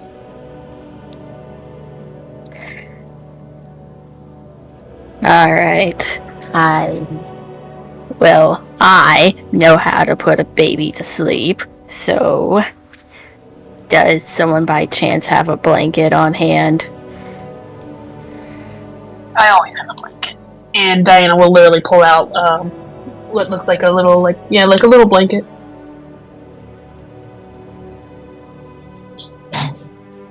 Alright. Opal will take it, and she will turn to look at Kayak. Okay, Kayak. What'd you say, Connor?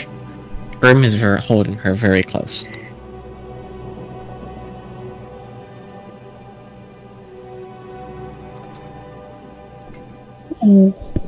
Okay. Alright, Kayak. We're gonna put you in this blanket, okay? Kayak just slowly turns her head and looks at Opal. You see that the lips pull back and the tiny little teeth are being shown, but she's not growling.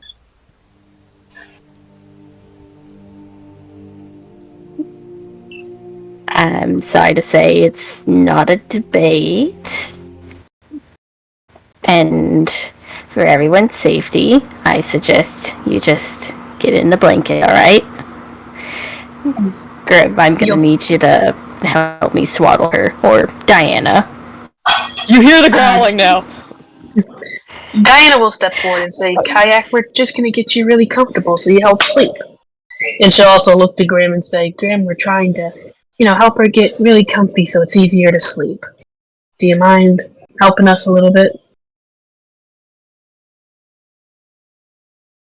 Promise. I promise. I would never harm Kayak. We're just trying to get her nice and warm so she can go to sleep. Right. And I promise I promise this is just to help her sleep, and she'll be alright. Grim will look down at Kayak. Just kind of tilt his head. Okay.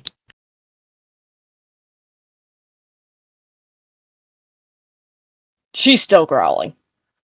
Does not look happy. Eyes are still a little unfocused from whatever happened on the bridge, but she is not happy. Try for Grim.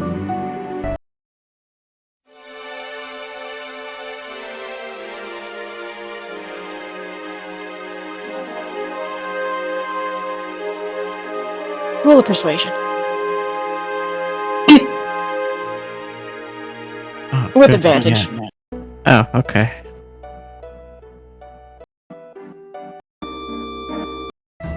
Hold on. Oh, I didn't roll. Okay. Wow. Just What a roll. Okay. She stops growling. Diana will say, once you're all wrapped up, we'll give you right back to Grimm's. Hold up. right. Kayak for Opal. Alright. Opal will wrap the blanket around, tightly around Kayak to swaddle her.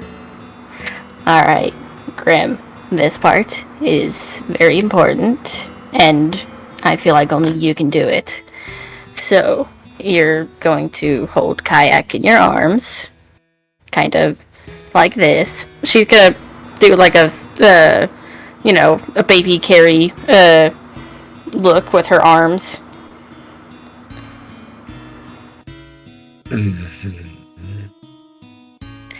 And you're going to very slowly rock her back and from side to side, as though she's kind of on a very steady boat. Do not shake her. Do not go fast or anything.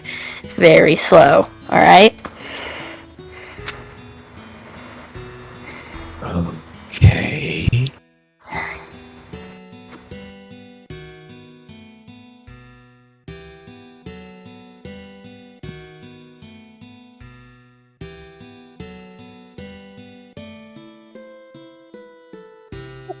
And hopefully that will get her to sleep.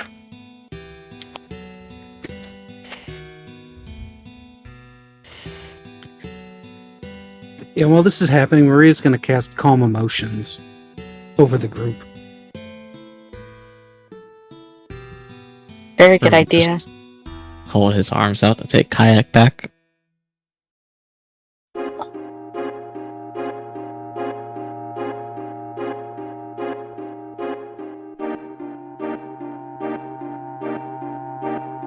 Right.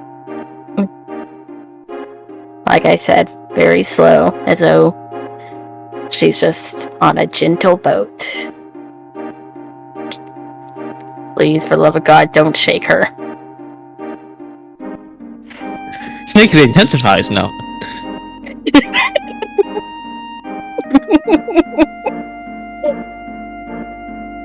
Yeah, Grim just kind of nods slowly and stares unblinkingly and just kind of tries to best to mimic Opal.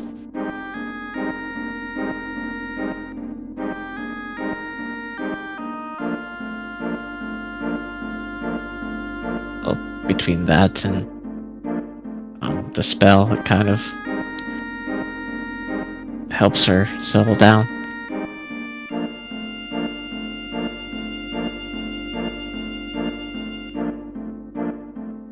Damn, what would Kayak roll to try to stay awake?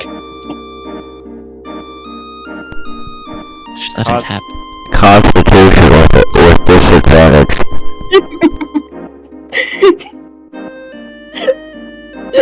Save her a check! Let it happen. Oh, what's What is happening to your mic?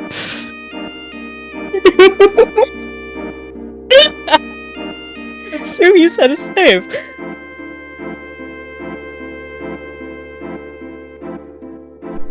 Yes. Save. An 8. An 8. So of it! As he makes ocean noises into your ears, he goes, Unga bunga.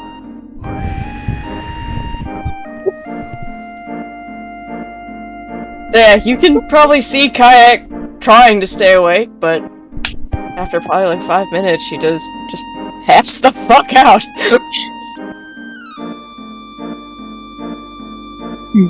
Diana just takes lets out just a deep sigh of a breath she probably didn't know she was holding, and she just says, okay. Just will go and sit against the wall over here. Well, now that that's solved.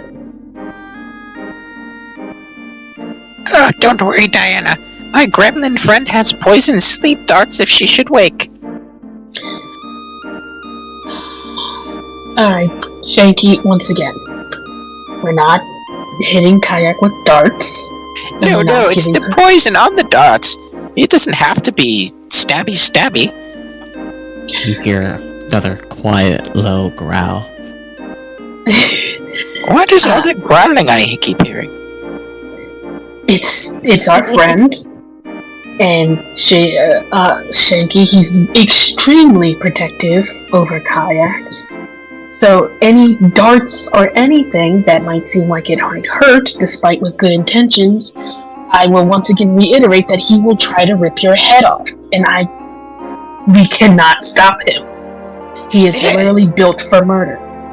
Yes, but it seems counterintuitive that he travels around bringing this little flying baby, as you have it, into combat. I mean, in our defense, Kayak is very good at fighting.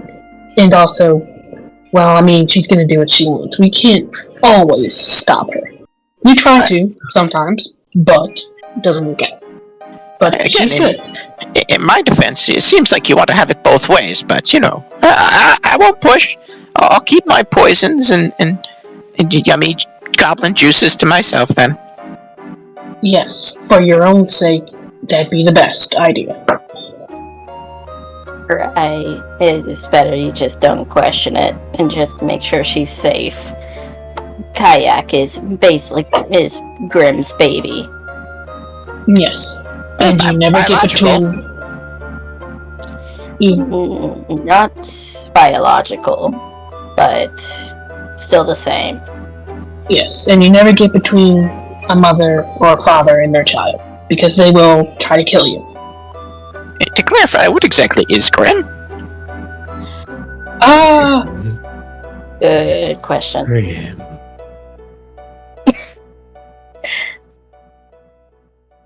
A genetically engineered killing machine. But call him Grimm. Because Grimm is Grimm. I wonder if they engineered it to want to be a parent. Quite interesting.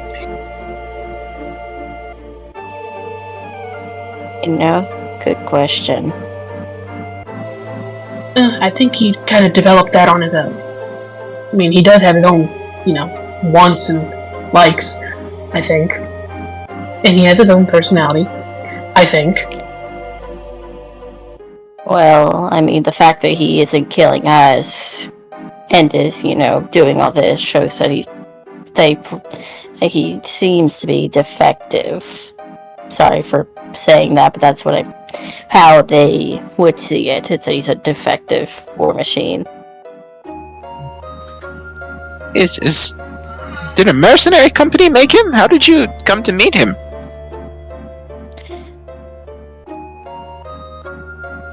We all met running away from zombies in a mall.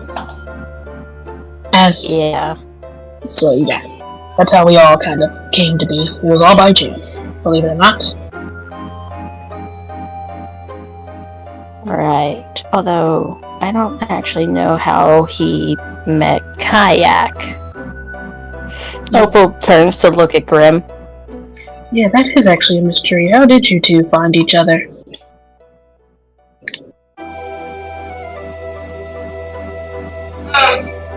He just kind of looks slowly down, looks down at Kayak, and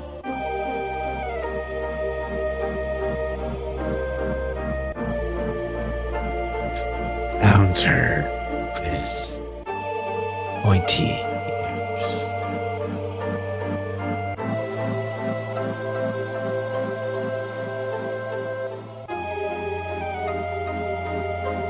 Drow.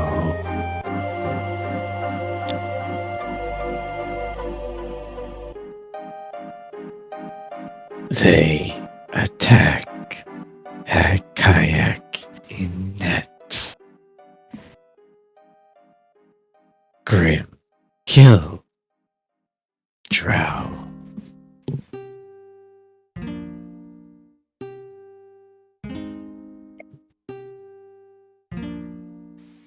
Makes perfect sense to me. Well, sleep tight. Keep your valuables out of sight. If you touch my shit, I'll kill you.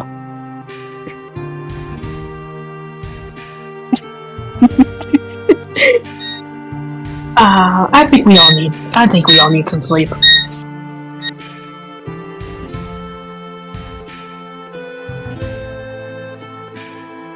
Grim watch. Actually, that doesn't mean we should probably do a watch.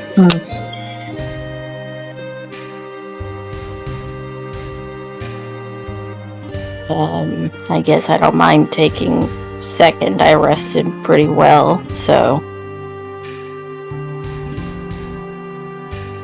I'll take first.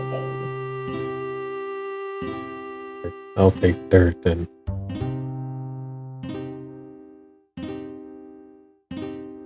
I'll take last, unless you guys don't trust me to take watch. I mean, Grim doesn't sleep, so he will. Basically, it's like, technically two people on watch. Oh, okay. Yeah, don't worry about it. If you cause any problems, he'll kill you. Yeah. Just wait.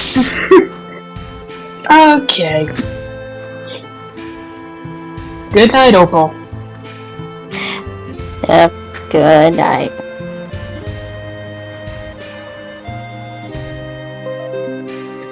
Who's first watch? I am. Well, me and Grim. Do a perception check.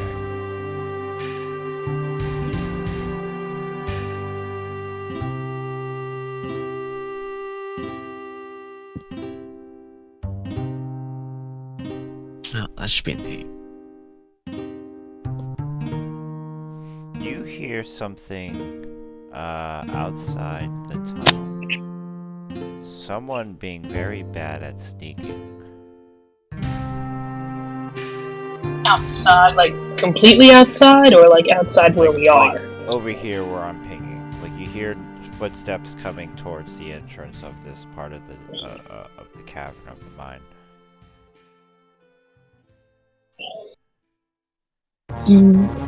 Okay. Diana will stand up and say, "You don't worry, Grim, I got it." And we'll say, "Vivi, come on, we need to check this out." Vivi stands up and he goes, "Okay." And Diana will stealth over to see if she can find out what it is. You're gonna stealth over? Yes. Okay, roll sneak.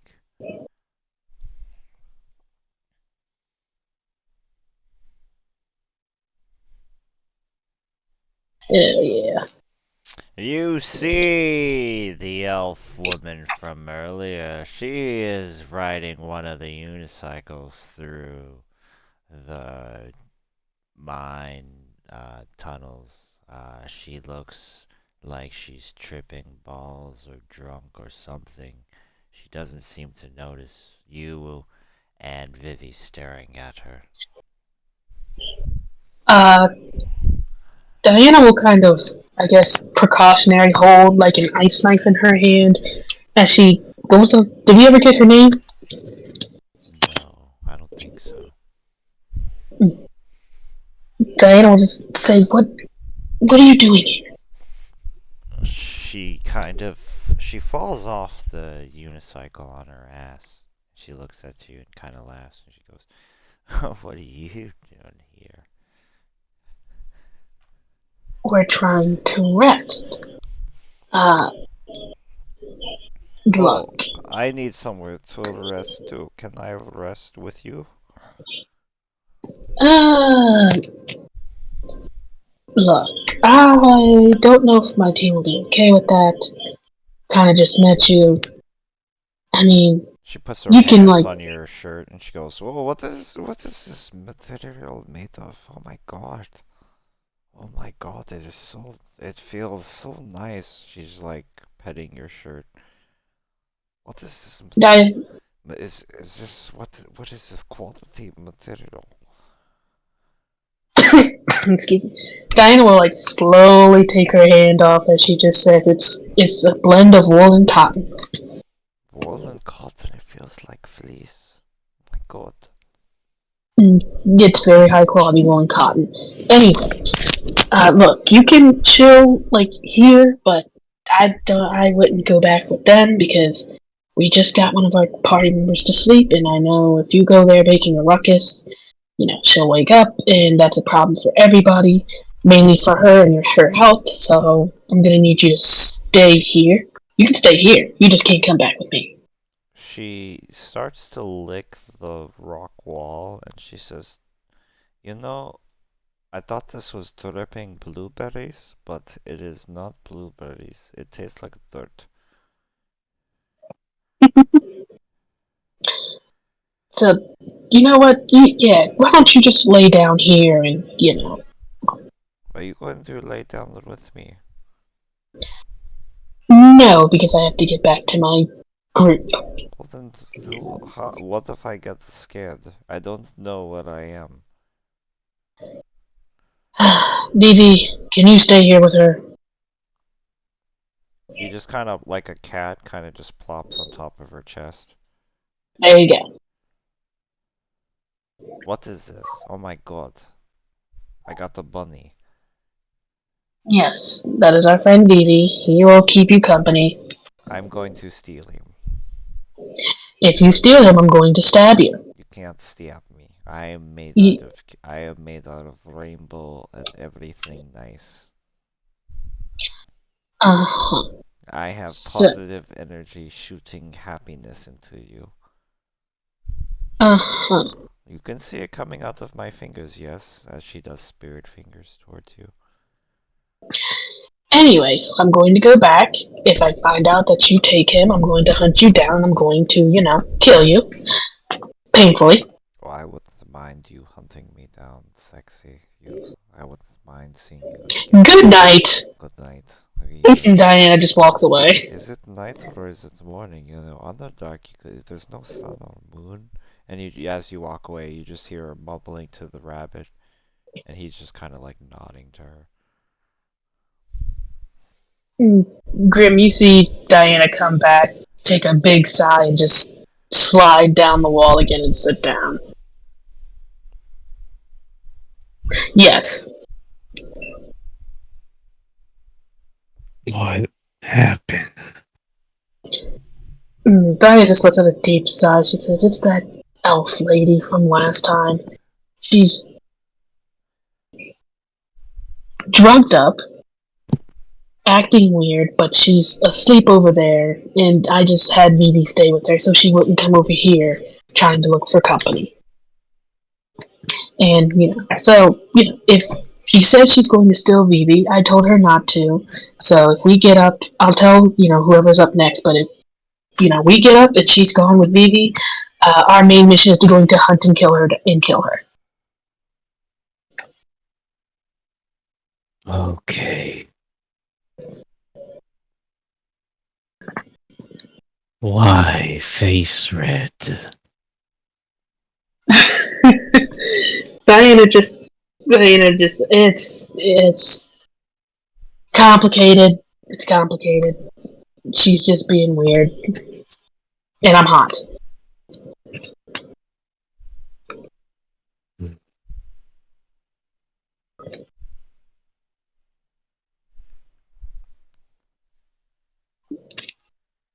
Mm. Yeah, Diana just sits there and just finishes the rest of her, I guess, the rest of first watch. Okay, who's on second watch? Me! Yeah, when Diana wakes you up for second watch, she says, "So the drow lady or the elf lady is back.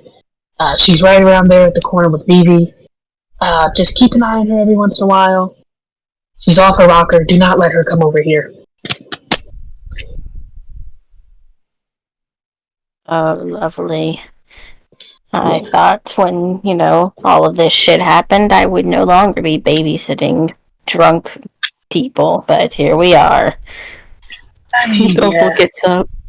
Yeah, Diana says, "I just felt a little bad for her, but yes, Vivi, like I said, Vivi's with her. Just check on her every once in a while. Good night." Diana just gets a sleeping bag and blanket and just flops down.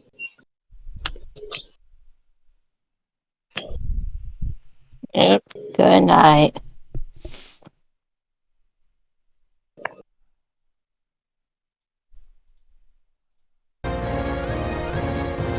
Opal will go to. She'll just walk around a little bit. Keep an eye on things. See Vivi pull out what something looks like a small pistol as he points it towards Jude's neck as she's talking endless nonsense now. Do you do anything to stop Yeah, Opal will see that, and she will start to rush over there. Hey, whoa. Okay, what's going on here? Do an athletics or an acrobatics. Okay.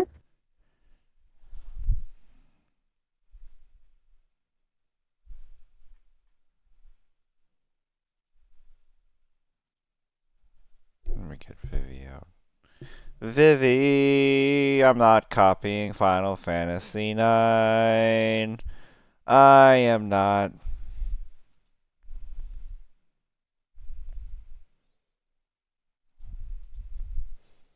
You run over and grab the gun out of his hand. What? Care to explain as to why you're about to execute her? He just looks at her as she keeps talking. And so I was skydiving, but do you call it skydiving in Underdark, or is it just diving? But then what are we diving? Like, And then she's like, "Oh my God, this ground is so great. Feel the dirt." And then he looks back at you. He says, "Do I need to explain? Do I need to really explain?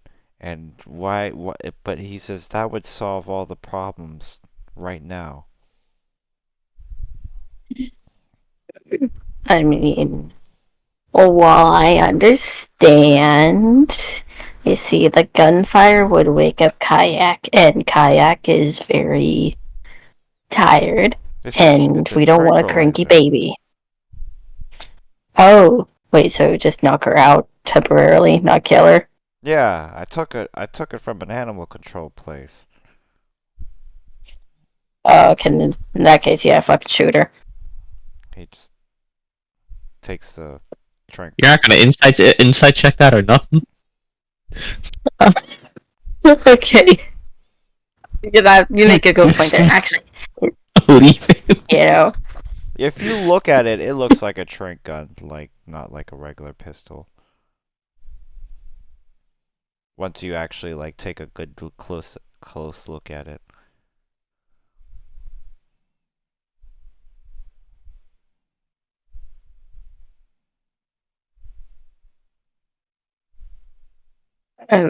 Okay.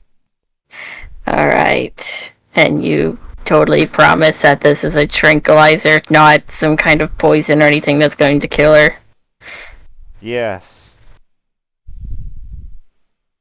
Are you capable of lying? No.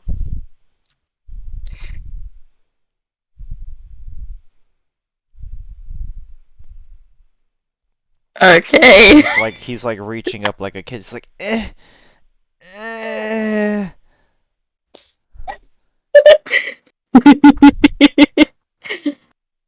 Give me it. Alright. Give me it. Give me the gun. Okay. But if you're lying to me, we're going to dismantle you and we're going to have Ray assimilate you into himself, alright? Yeah. Okay. You better not be lying. Oh boy, the tranquilizer gun back to him.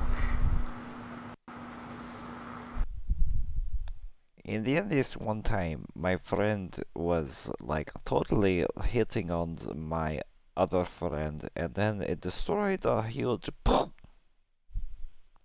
just a huge syringe needle trank dart is just poking out of her neck, and she instantly falls asleep.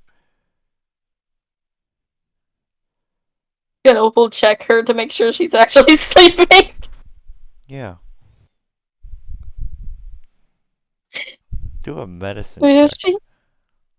Okay.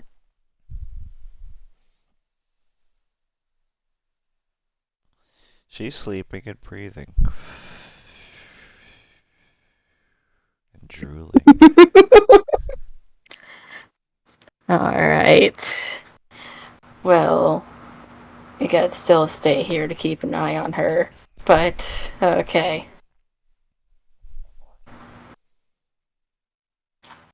I wish I Just could. keep. I wish I could shoot myself with this. Maybe Ray has something that can tranquilize you. He's all about the robotic stuff, anyhow, so. I don't trust Ray. Why not?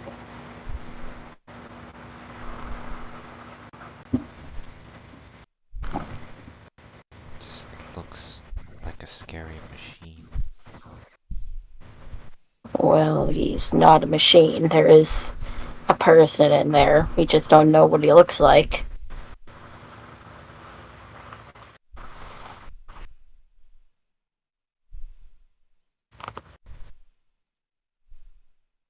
Well, I don't trust. I don't trust him. I just. I don't know. Something off.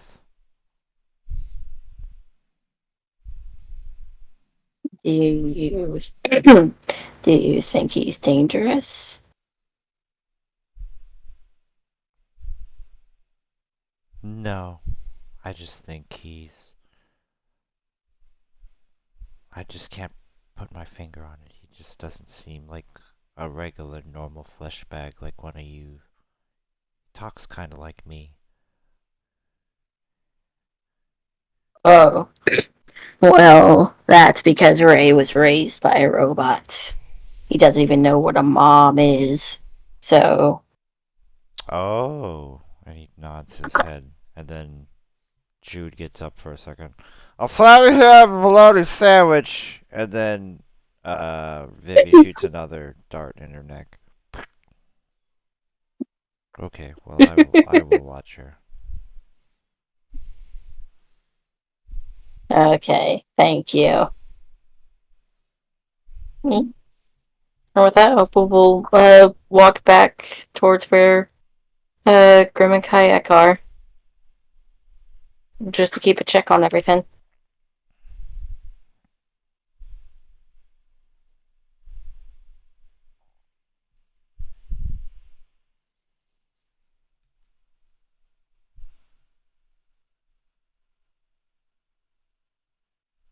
Who's on the list? The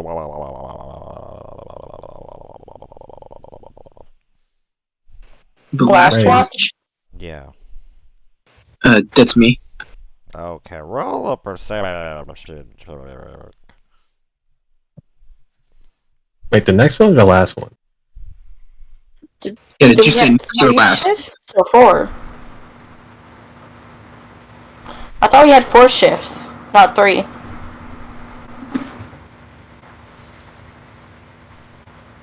Could just have just Ray and Shanky just do it together. Yeah. More the merrier. Yeah.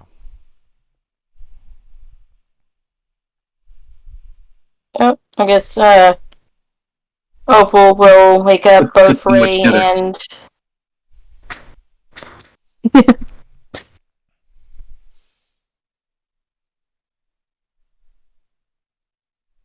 Shanky, you are too distracted by everyone snoring. Especially Kayaks. You want to put a pillow on her face, but you can't because Grim will crush your face.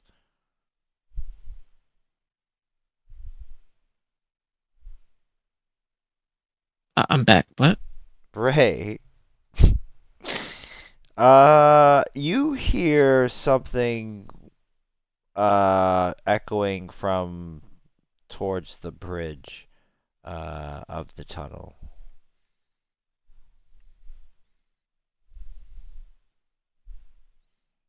Like a bunch of marching footsteps.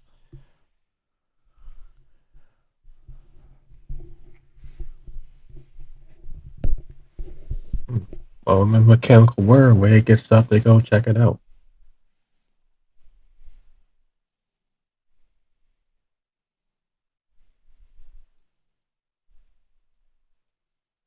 You're having your thing check it out, or you're checking it out?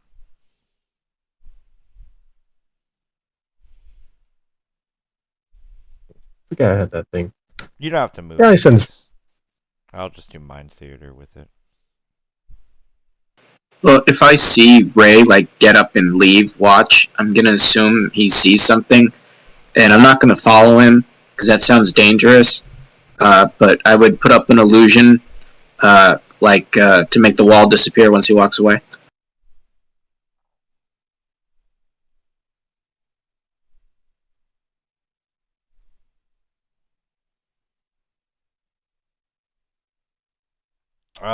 What you both see are lines and lines of naked people of different races: Drow, Duergar, Dwarven, Gnomes, Tabaxi, Leonins, Aarakocra, human, all walking and marching naked on the bridge,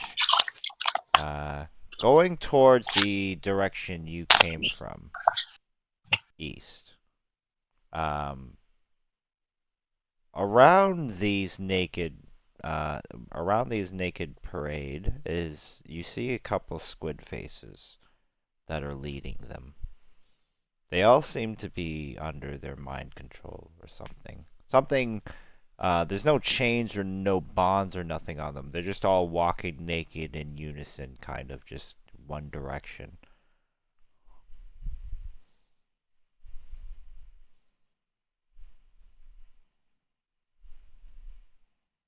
Are they coming? Are they going where we came from, or are they going where we're going? They're going where you came from, so like towards the abandoned Drow city. They're not going through the mines. They're just, they're just going to the right.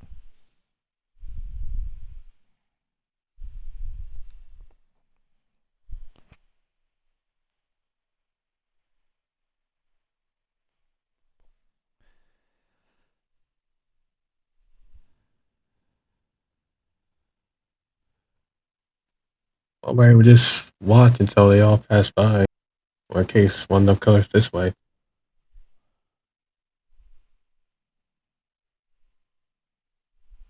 Okay, you see, the parade probably lasts about maybe 20 minutes. You just see droves of naked people, and then finally it disappears into the darkness where you came.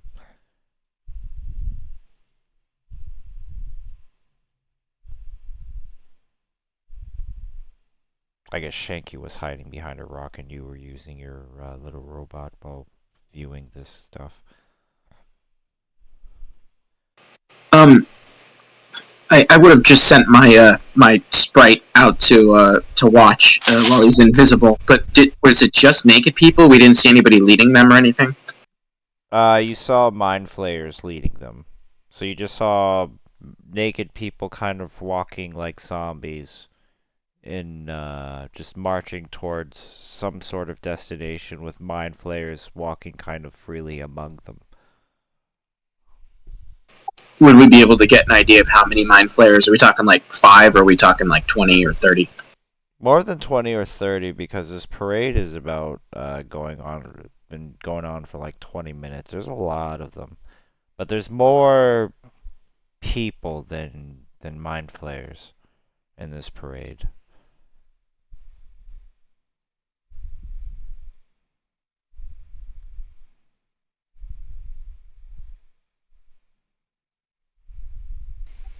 So Ray, have you had to fight a lot of those mind fuckery guys? Negative. We have not encountered them directly yet. I see. Well, it's good we missed them. Hey, we don't need to fight them. All those naked people didn't have any valuables on them. Probably best we just bypassed. They would have overwhelmed us with numbers. It was wise we did not engage.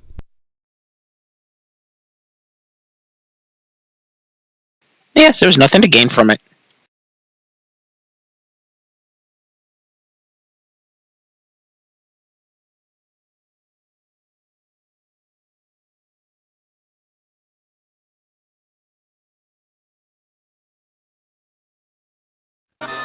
Let's go back and go to the drow lady.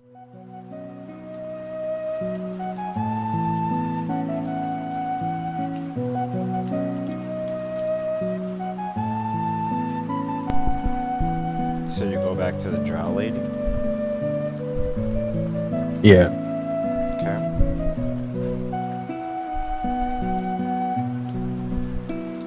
She is unconscious.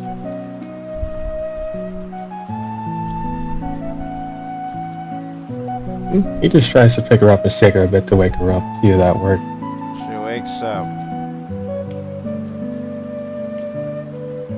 What?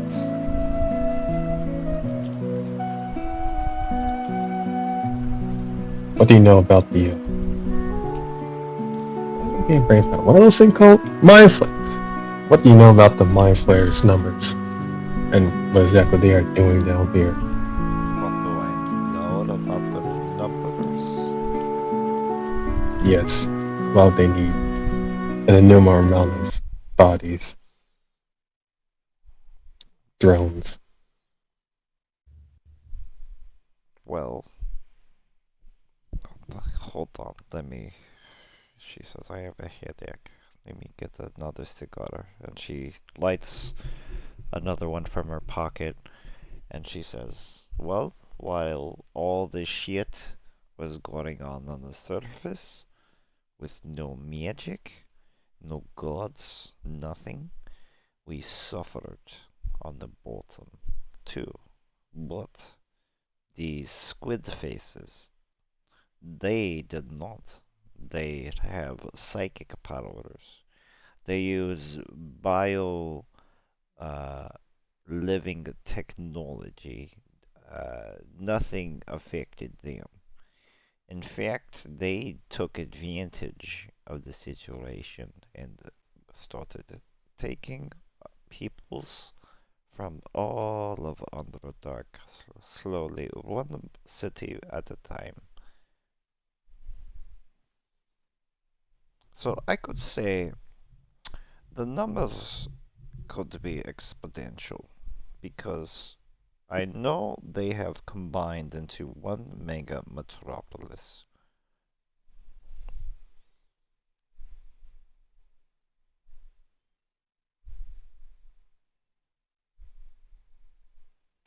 So, if, say, while you were sleeping, a huge army of naked people with drones being led by mind flayers paraded across that bridge from the from the west towards the east. You think we'd be safer heading that way now? Probably clear, right? Probably clear, yes.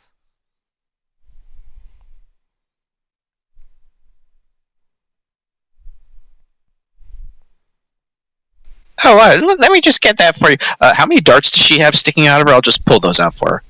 2. Just 2 in her neck. Yeah, don't move. Let me get that. Yank. Yank, yank, ouch. Where did those come from?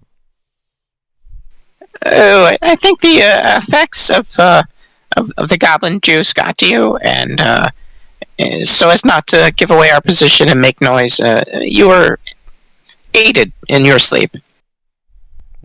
I don't know what happened yesterday. My mind was fuzzy after. I don't know. After I saw you peoples on the bridge. Oh, you don't remember? I don't remember a lot of things. I don't even remember how I got here. You were tripping balls. That's how you got here. Oh. Well, I need to sleep off this if you don't have any more questions. Alright. I give Bunny the nod. He shoots another dart in her neck.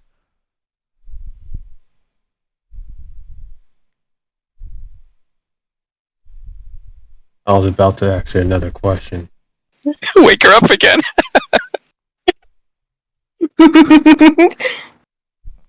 Just a little brain damage is fine. He takes out the dart and slaps her on the face a couple times and puts some cocaine in her nose. She wakes up. What?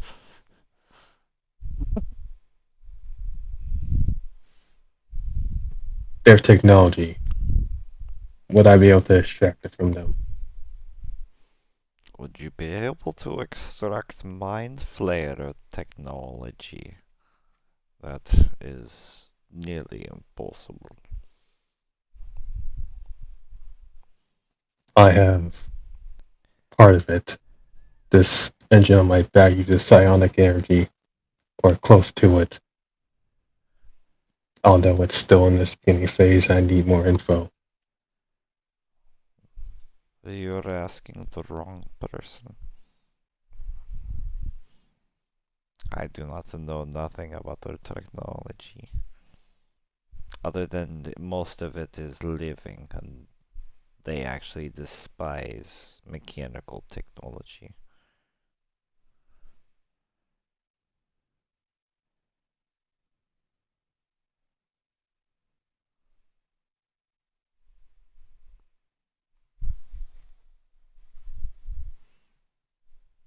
I'll keep that in mind.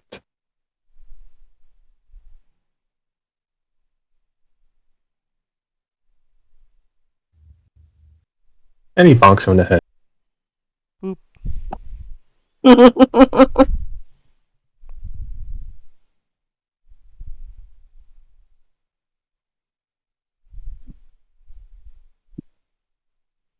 Yeah, the Vivi says yes, they use organic technology. Living. If you're familiar with computers and such, but imagine an actual living computer, something born to be a computer or something born to be a refrigerator. Everything living, even their ships.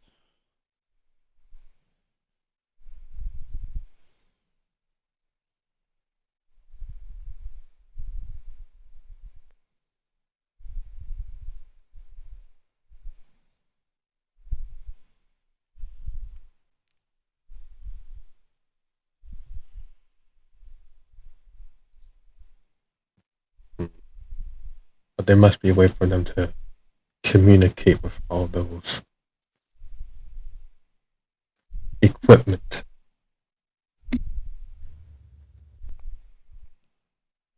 He nods. He says, you would have to gain psionic abilities like those things. Or perhaps become one of them.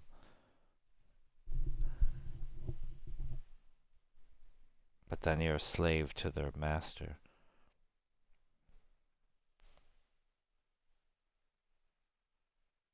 Mhm. Then would there be a way to simulate it then?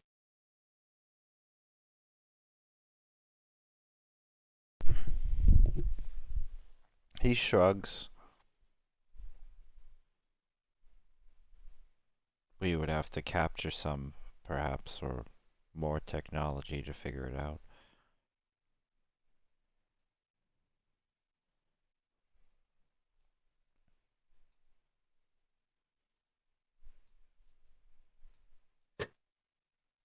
Then I'll designate it as a side objective with everyone into one. He nods.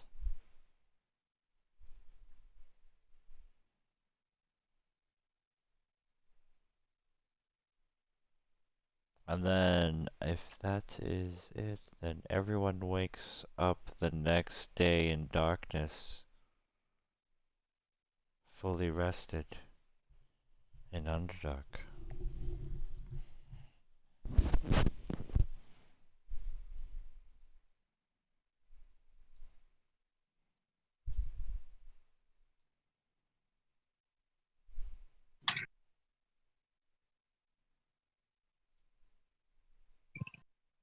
Alright. How is everyone feeling? I've got the Heliac. What are you? Diana kind of sits up and just asks, "What are you doing here?" Kayak throws a firebolt at her. Ouch. I don't know what I'm doing here. I honestly Wrapped up in a blanket. I don't know how I woke up. You miss. Diana will quickly, kind of like push her out of view, basically. What are you doing? Move. I don't know where I'm going. I'm lost. She has no recollection of the past 24 hours. That's a drugs talking. I don't know where I am. Okay. I was like tripping balls. Diana will stop right here. She just wants her out of view of Kayak. Yeah, Kayak's probably struggling to get all the way out of the blanket so she can go after her. Kayak.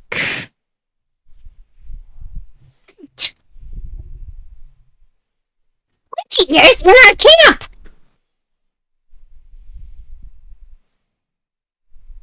Oh, that's not a drow. That's a pale elf. Oh, what? Been tricked before! I ran tests on it. Trust me, it's not a drow. The drugs. That's how you can Insight tell. check. Oh, go ahead.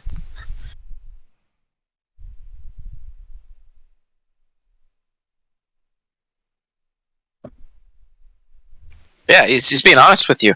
He's telling you that that's not a drow.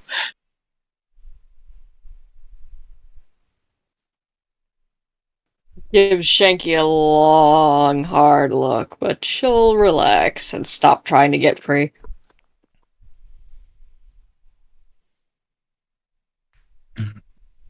Hungry. I look down at Kayak.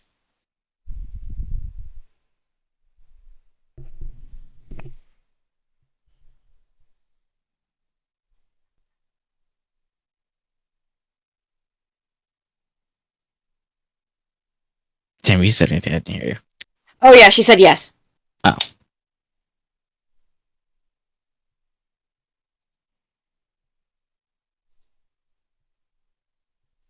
And Grimmel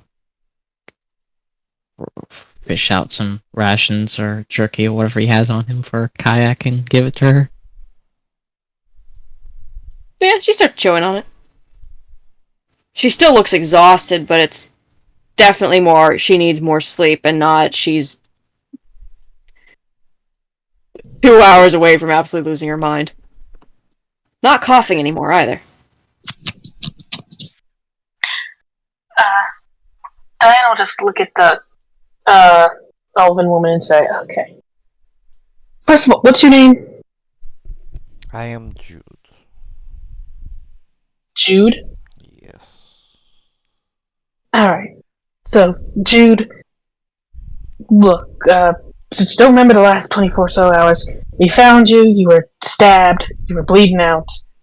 We healed you, and then we were going to go out of the way until our friend here, and Diana just points to Shanky, gave you something to clearly wipe your memory, but either way, you were going somewhere? Weren't you going back to where you and your friends were or whatever? I was trying to find them, and then I don't remember what happened. But now that I woke up with a better insight of my life, I just had this total vision quest. And I realized it wasn't worth going on a suicidal mission to rescue people that I can't do on my own. That's what I'm talking about. Another soul saved by Goblinberry wine.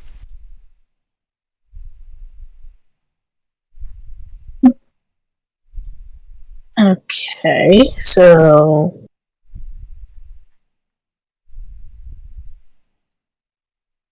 But that's all I would remember. I remember dancing. I think I killed a couple things, but I don't know what. But there's blood on my weapons. Yes, I don't know what happened, and then I woke up in this tunnel.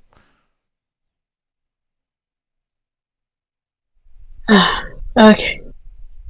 Well, we're trying to leave. That's kind of our main goal right now.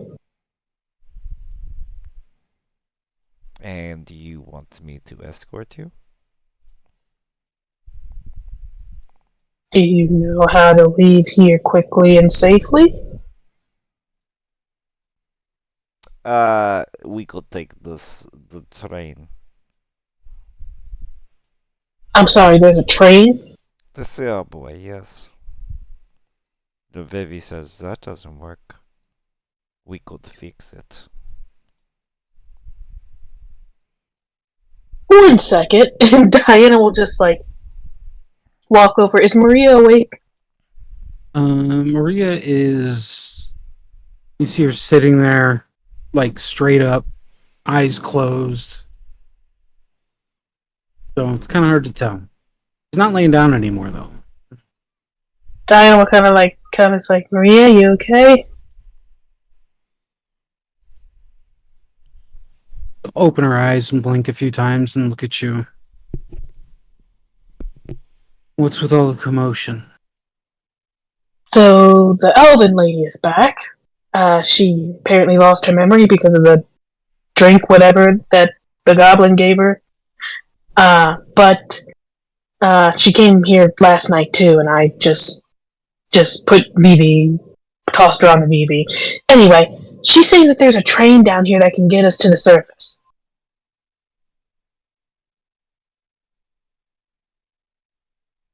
A train? Yes. That is, I'm saying the exact. She said there is a train down here that can get us out of here, apparently. A functioning train. She said that if it's not functioning, we can fix it. I assume Ray can probably fix just about anything. Yes, so I wanted you to, I guess, hear it from the horse's mouth, but that is what she's saying. Maria will stand up. Okay, I guess it's time for opinions. What do you think?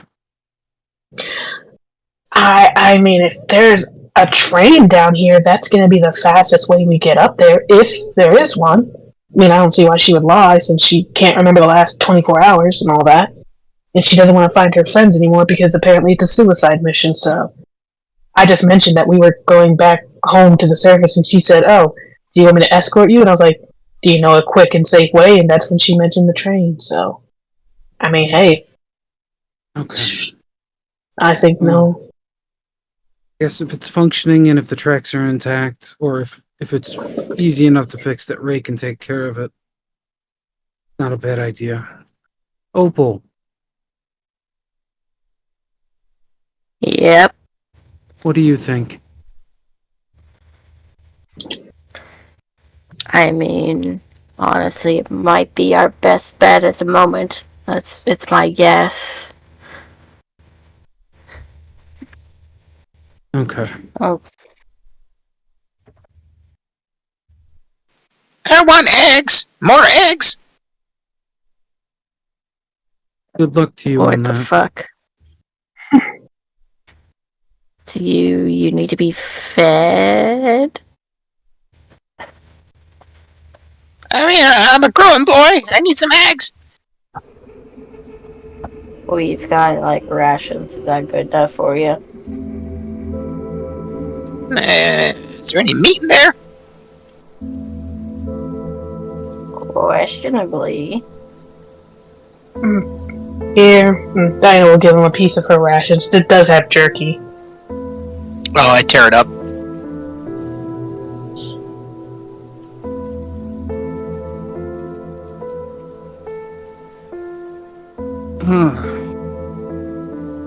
I know I'm gonna regret asking this. What's your opinion, Goblin? What is your name anyway? I'm Shanky. Pleasure to make your acquaintance. I want to ride a train. Okay. I'll the elf. I'm gonna regret this even more. Actually, let me take a stab at this. Kayak, you think it's a bad idea and you're afraid of it, and Grim, you don't care. Kayak just kind of blinks at Maria. What's a train? No, well, Think of it like a big truck that goes faster, but it's on rails instead of a road.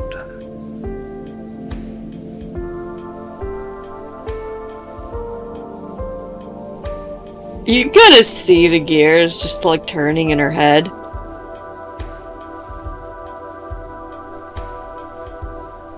And it'll take us up? Supposedly. Kind of wrinkles her nose a bit, but nods. Okay. Better than walking. And then Maria will move over to Ray.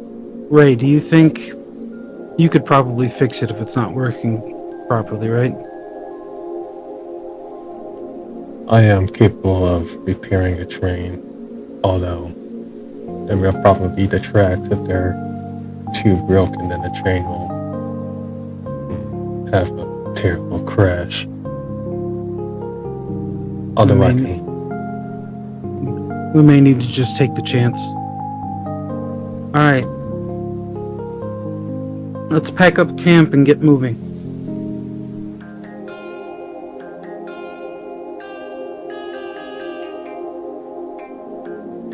Right.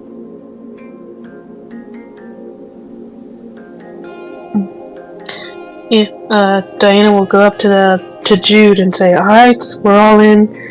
Show us to the train."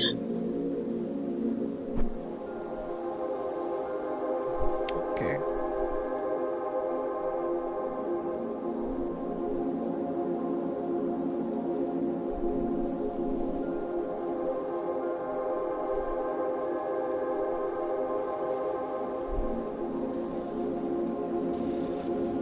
Uh-oh, my token, I think, disappeared.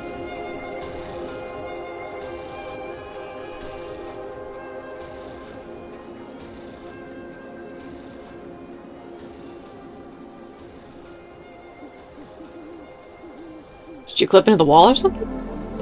No, I don't know if it's underneath somebody else's and it's like doubled up, but it doesn't matter.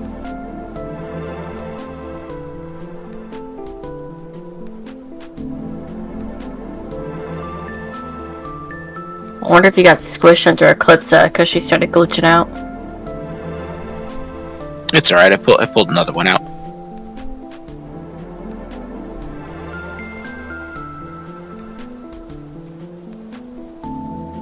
After probably about traveling for about another couple hours on foot, you you get taken to the subway station. Jude explains that this subway goes straight to the surface to Richmond, which was the nearby city where the Black Waltz Company, the Drows, and the hospital are at. She says this train ride will, instead of a 4-day travel, will cut it all the way up to just 2 hours. Oh, that's great. Well, the area is a little troublesome, but you know what? I guess we'll work with what we got. Diana says as she looks to Maria.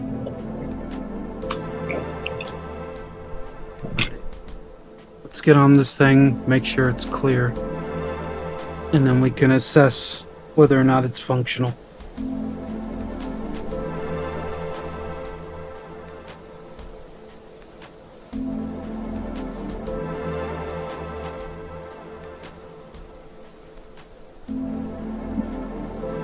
Yep.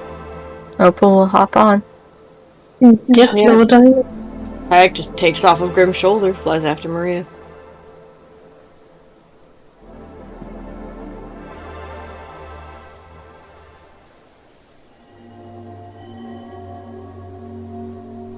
You see dusty old suitcases.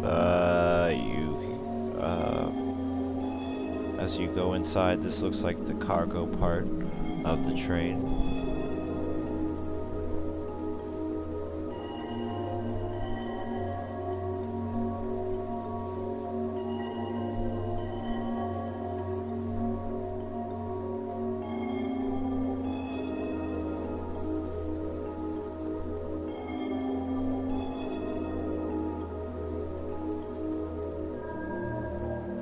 Eventually, if you go further enough to the north, you do go to the engineering room, where the conductor sits, and who's investigating the train, exactly? Do you mean like who's repairing it, or who's going through suitcases for valuables? Who's gonna repair the train? Ray. Kayak's gonna watch.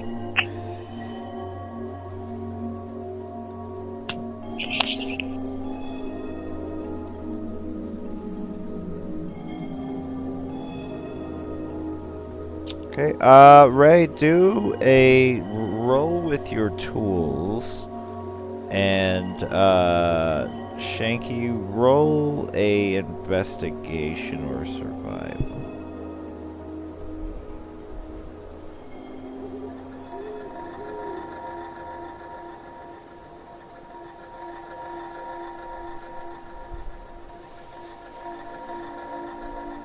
You find one briefcase full of candy, different assortment full of candy. This person was just hoarding onto this. You also find another briefcase full of different types of clothing, jewelry, some diamonds worth about 300 gold pieces. Ray, the power source of this arcane engine seems to have burnt out. You're pretty sure you could fix it if you had replacements.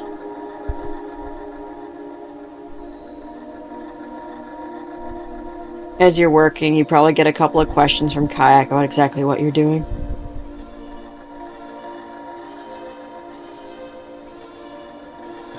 He tries to answer as best he could, but it's mostly techno-babble. Oh, it's probably going right over her head, but she's trying.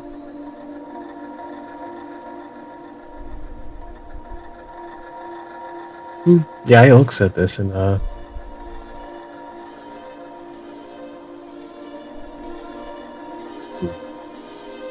I have the power source for this, but I don't really want to remove it from myself.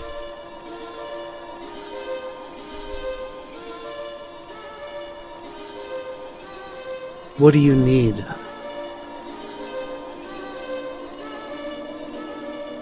An arcane engine. I integrated one into my suit.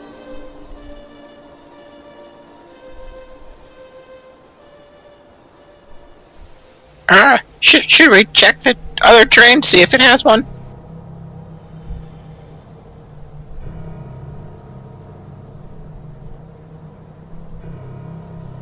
It is a good idea.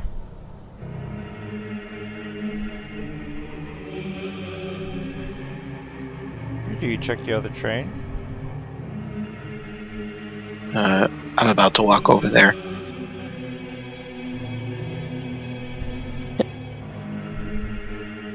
Yeah, Opal's gotta follow Shanky, just in case. Okay. Anybody that's helping with the train, do either a perception or an investigation.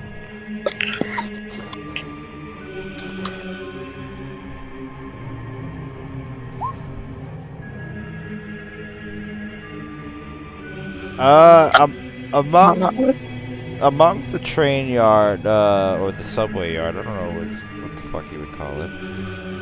You find multiple pieces that potentially could be put together as a new power source for the engine. It just needs to be all put together by a skilled engineer.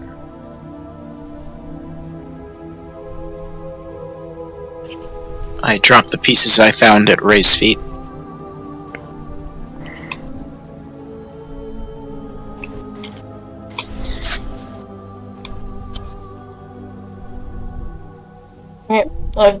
If Opal found any, she'll drop the stuff to, or hand the stuff over to Ray. Yeah, if you got above 15, you definitely found something. Yeah, get all the pieces to Ray. And, you can put it all together. Yes, this should be sufficient. As tools pop out of his hands and he starts getting to work. Alright, do it again to see if you pop it or blow it up.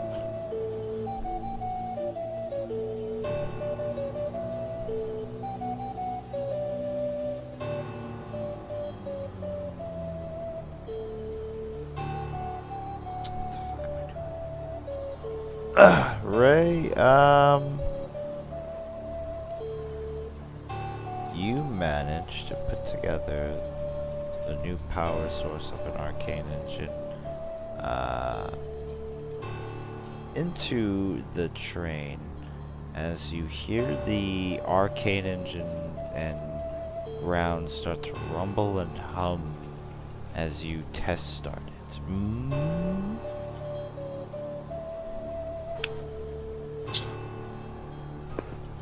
Now it's the question of where do you want to sit, in the cargo or in the seats?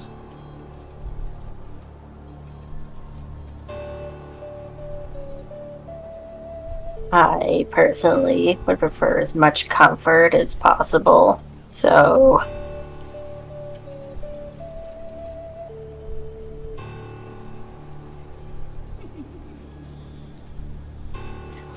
Wherever Grim is, that's where Kayak is.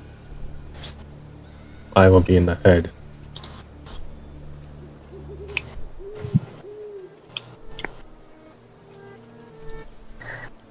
Dang, will go sit in seats. Those seats are very small for Grim, so he will stay here.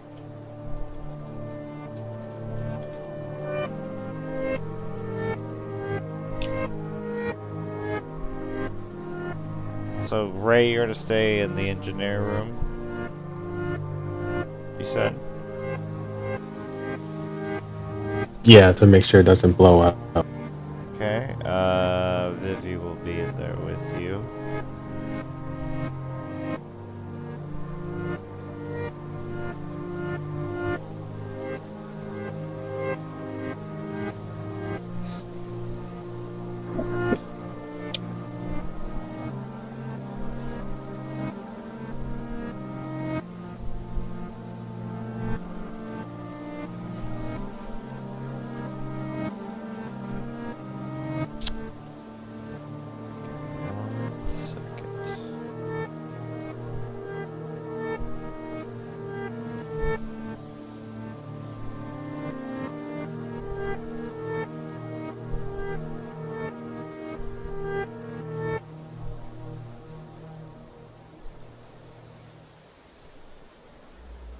Okay, do you guys see your tokens? Yeah. Okay, well, Yeah.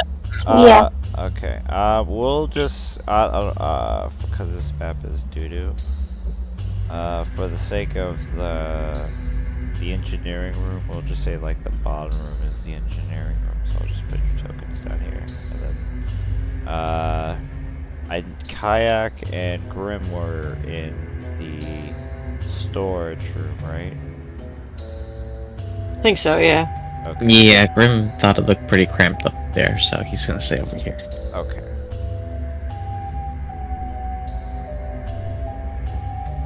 So yeah, I guess everyone else position yourselves where you would be in the train.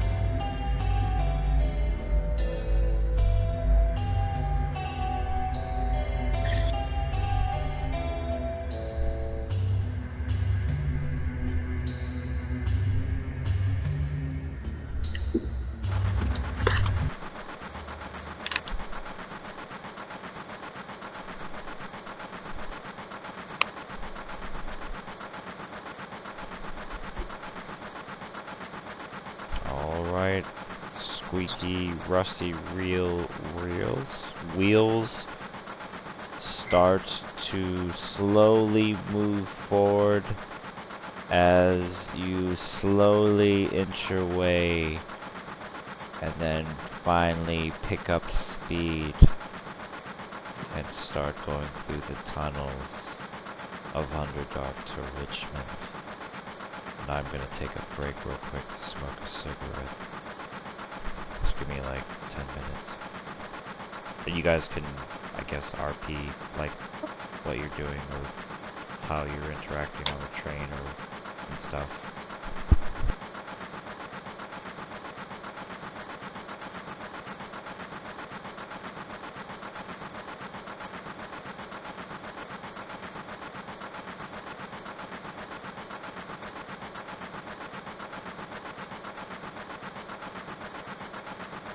Well, this is going surprisingly well.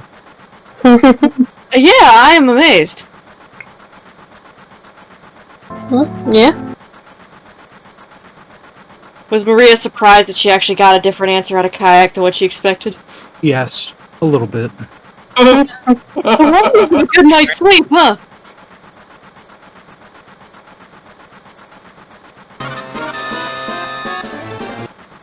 The Hi, thing you little sleep baby. to.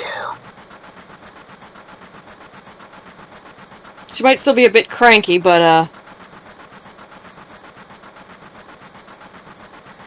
a lot less hair trigger. Also, I love Shanky. Oh, thank you. Yeah. I'm glad you like him. Great. Shanky's great.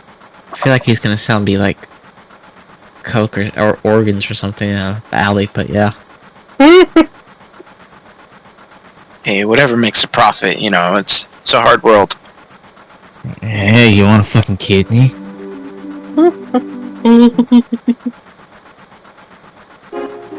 Oh, no, I feel like I have to make him an organ trafficker, but that's so awful.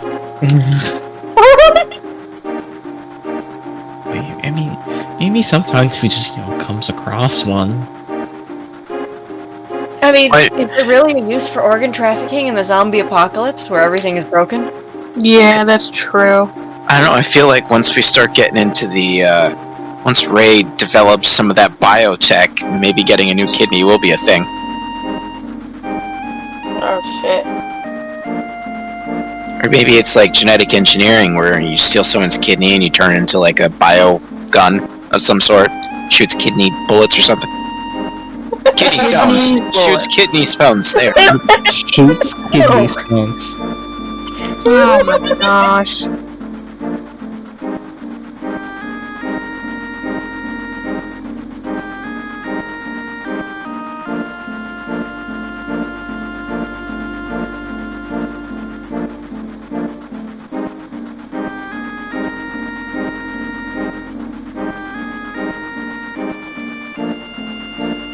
So I've seen a lot of guns used by all of you, but like, do you guys have like signature spells or anything? Like what's your character's theme attack? I guess would be my question.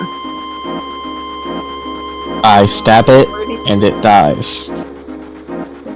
Hurry, tooty, point, and shooty. Kayak stab, and if she is far away, fireball. Though you probably notice, at least with her firebolt, that it's actually it's like this grungy gray, black and green, like necrotic energy instead of actual fire.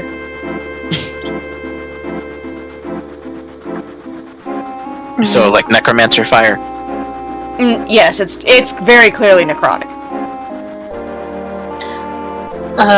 Diana shoots and slings spells, but if she uses too many high-level spells, she gets a magic surge. Oh, I see. Mm-hmm. Are you using a homemade table for that? Like, or are you guys using the original, or? I'm using the original table, but I'm just using, so if she uses up all of her spell slots of either 3rd, 2nd, or 1st level, or if I use Tides of Chaos, then I'll roll, then basically that's an automatic surge. Instead of, like, rolling and getting a nat 1, I just roll in general.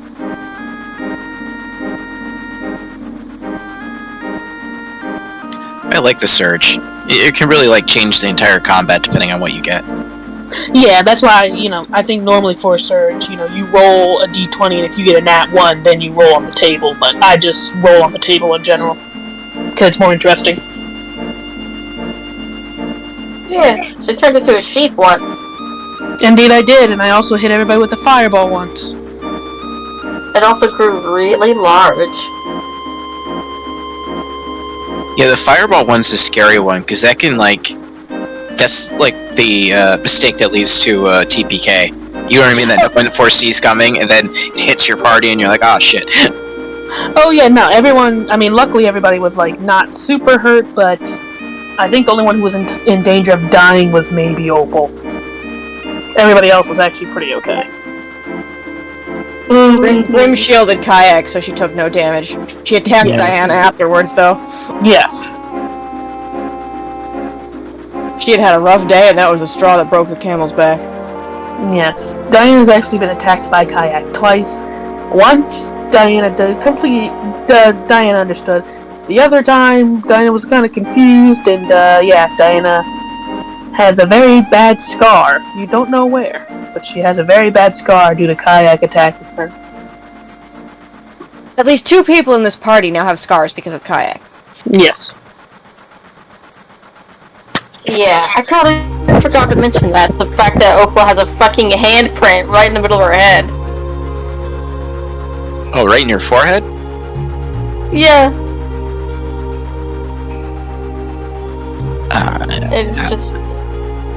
It's just very tiny. I feel like... Oh, go ahead, sorry. So it's like, okay, Opal is so right between the eyes, or is it higher up?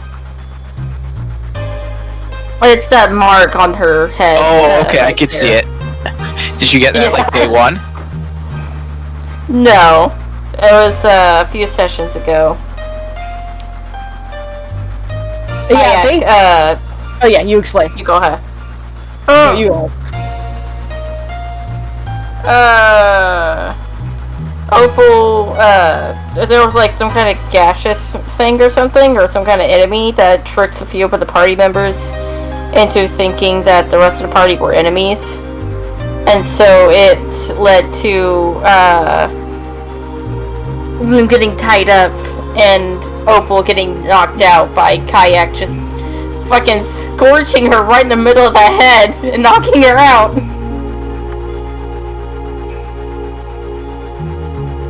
Yeah, there's something about Kayak Shanky hasn't discovered yet. Bad parenting? I feel like that's a thing. No, Grim was also under control. He was not able to stop Kayak. Yeah, I couldn't do anything about that. Yeah, but the fighting and the assaulting as a general, like, oh no, but it's okay if we do it. You know what I mean? Like you get. I didn't say it was okay. Spoiled child, yes. I didn't say it was okay, but I also have innate intelligence, so I'm trying my best. He's a very dumb father. He's trying his best. Yeah, 8, and Kayak has 20 intelligence, and is a grand total of 2 years old, so... She's a bit of a handful. Does the I forget how the aging works with the draconic races. Is it 1-to-1 with human, or is it faster? No, it's faster. 2-year-old for kobold is about 6 years old. I think it's like 1 year for kobold or 1 year human is 3 years for kobold. Yeah, adulthood is reached at age 6 in kobold years.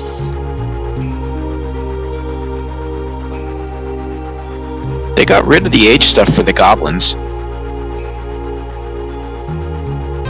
Oh, what is aging for goblins? Used to be the same thing. I think they came of age at 6 and then died at like 60. But now that they're doing the whole... Because goblins aren't supposed to... Like, originally goblins are supposed to be fey creatures. So, fey creatures are supposed to be long-lived, which I'm glad they got rid of the age thing on that. Yeah, Jesus Christ, I'm glad too. My character in the Pirates game is a goblin. He'd be halfway dead. Yeah, I mean, you get hit by that aging spell or whatever ability, and then you just die.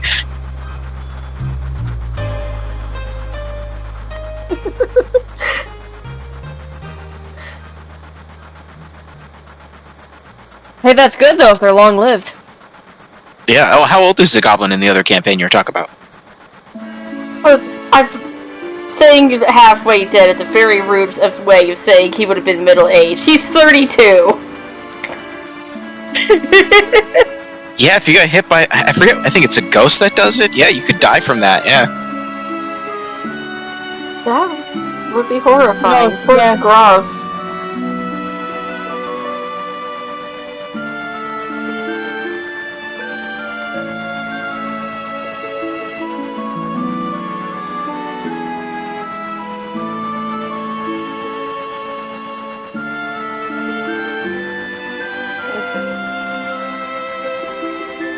Fucking everyone looks old, meanwhile Grav literally just turns to dust, dead.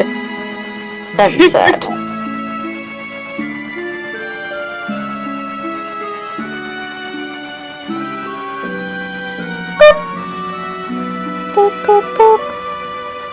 But yeah, Kayak, don't touch her without gloves on, I'll put it that way. Yeah, is she wearing, like, robes like in the picture? Is that what she's wearing? That needs a little bit of an update, it's in the future. She's wearing a little tiny tactical vest. And you're using, like, a butter knife, right, for your weapon? Yeah, it's it's an energy butter knife, so it was one of the energy swords. But my headcanon on it was they were, like, using it to cut their bread and toast it at the same time. Oh, that's pretty funny. So she found that in the kitchen, because, you know, she's 1 foot tall, so the little thing, she can't really use, like, things meant for big people.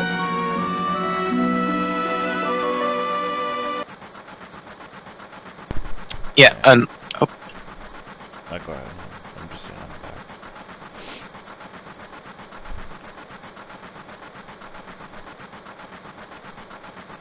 Welcome back.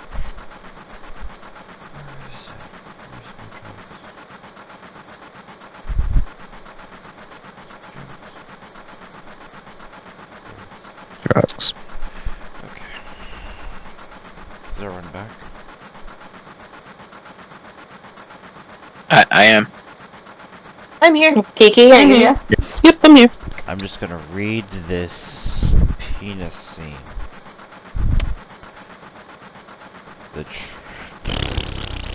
Hold on.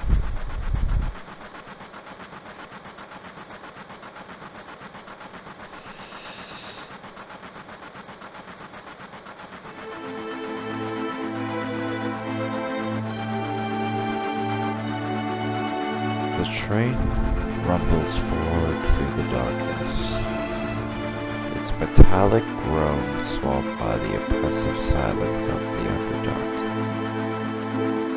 Beyond the cracked windows, faint blue and green, fluorescent light glows and illuminates from the ruins of a dead world. Shadows twist and stretch as if the light itself is warping in agony. The first city you pass through is nothing more than a maze of collapsed structures, twisted metal, and shattered stone. Buildings lean against each other like drunken sentinels, their black spires snap like broken bones. The streets are empty, not a single breath of life remains.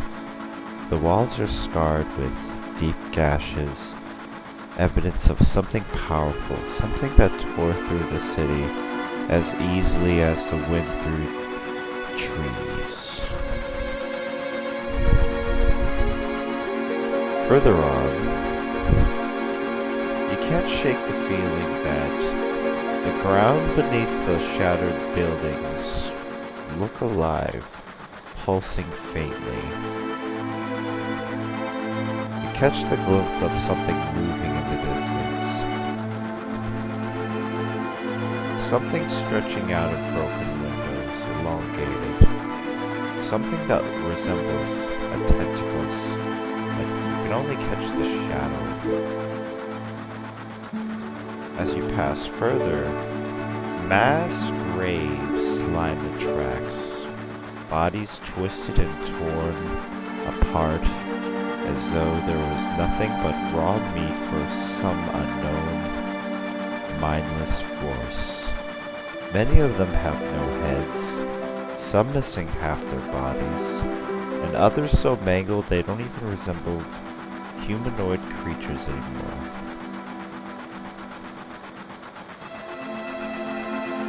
A weight that presses on your thoughts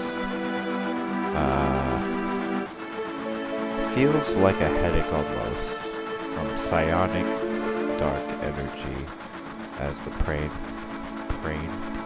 pushes on. How does your characters do or feel after they see all these things as they pass them?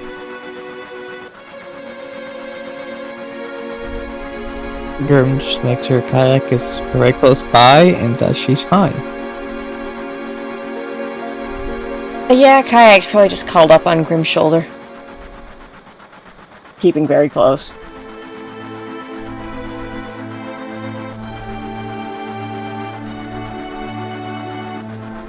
After that dark description, Shenki contemplates simply ending it all for a moment before realizing that this is his big chance to make it to the top.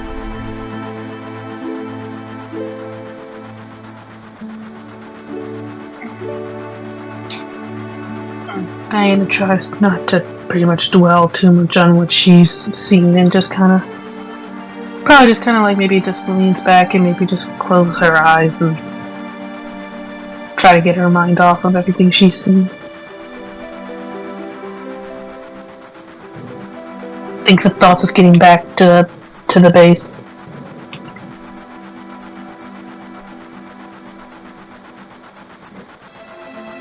Yeah.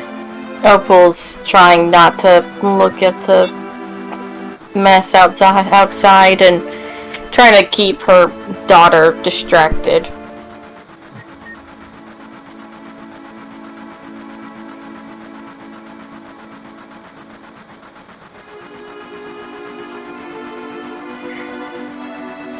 Yeah, the ever mission-oriented Maria pays no mind to the mass graves. It's nothing she hasn't seen before. Always looking forward, making sure that nothing's in the way of the tracks, nothing's waiting in ambush for them.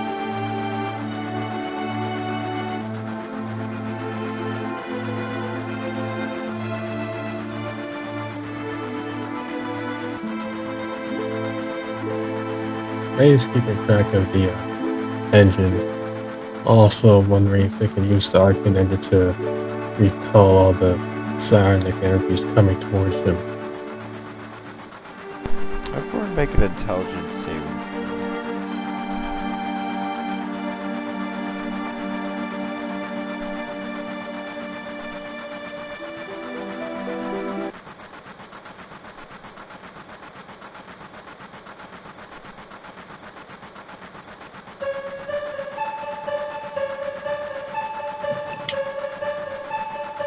Should I try to spend a luck point to see if I can raise that higher? Yes. You got 3. Yeah, fuck it. Yay!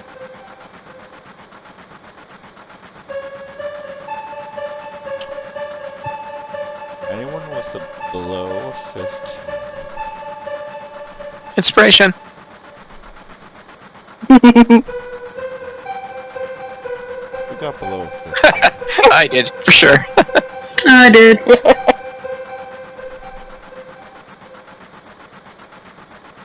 And Grim.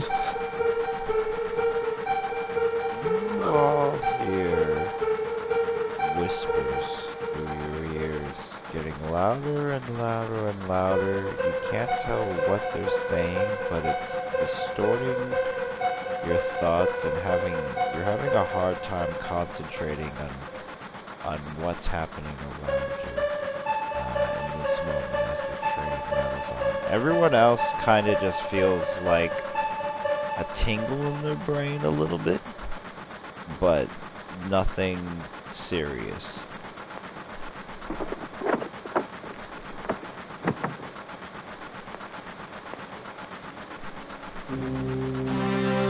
Kayak probably just shivers and paddles closer to Grim.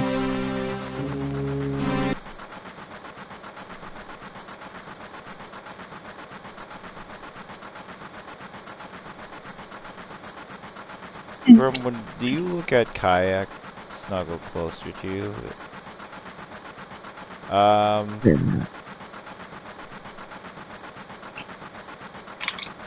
The image you get is something horrifying, what you're holding in your hands. It looks like a bleeding dead kind of mutated baby. Something you recognize coming from memories of the lab that you grew up in.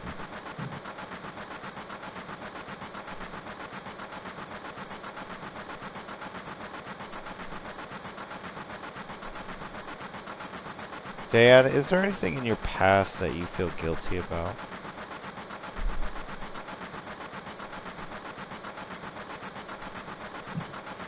You said there anything in my past that I feel guilty about? Yeah, or anything that haunts you?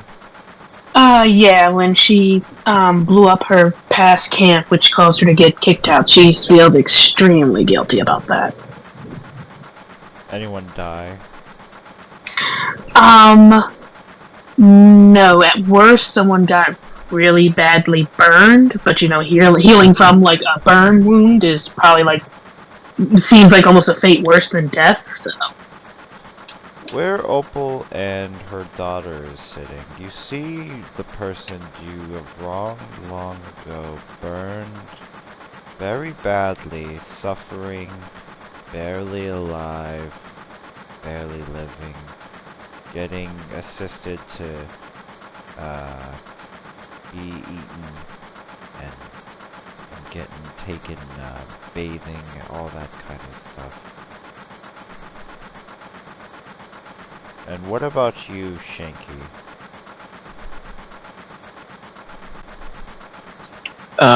Something he feels guilty about? Yeah, Shanky had a big job a couple years ago. Him and his crew, and they're supposed to go in clean and fast, leave no survivors. But there was one guy who was begging for his life. I've got kids and stuff, so Shanky let him live. And the guy was like, "I promise I won't tell anybody." But the guy told people, and his entire crew was killed because of Shanky not doing his job. So he probably feels bad about his dead teammates. You see all the seats fill with people of your crew telling you things, trying to guilt trip you into why you left them, all wearing prison uniforms and electrocuting, getting electrocuted like they are sitting in the electric chair, all at the same time. Grim, is there anything you feel guilty or something that haunts you? I'm Dr. Phil.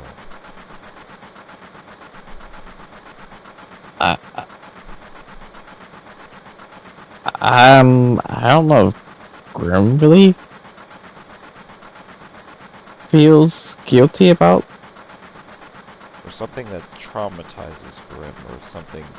I mean, just that to probably just be, you know, the Black Waltz and the professors, and it's really the only thing that triggers him. Okay. The cages and the experiments. I don't know if you would drop or how you would react to Kayak turning into the mutated baby. Would you throw it, keep holding it? Would you attack it?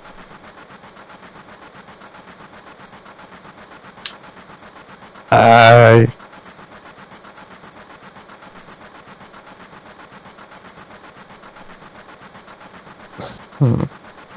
was just thinking. Grim just kind of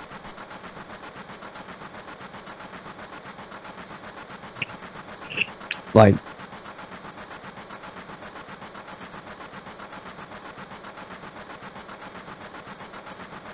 actually Kayak was sitting on his shoulder.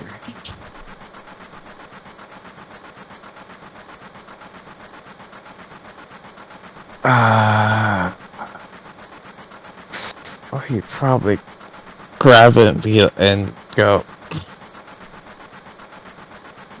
Where's Kayak? Probably give it a slight squeeze. Kayak, just surprised and not able to flutter away in time, just lets out a kind of a pained squeak. Oh! Stop!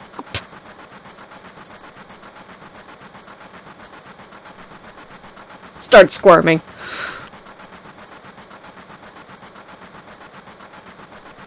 You hear Kayak scream from the creature that doesn't look like Kayak. Grim just kind of freezes for a sec and stares. And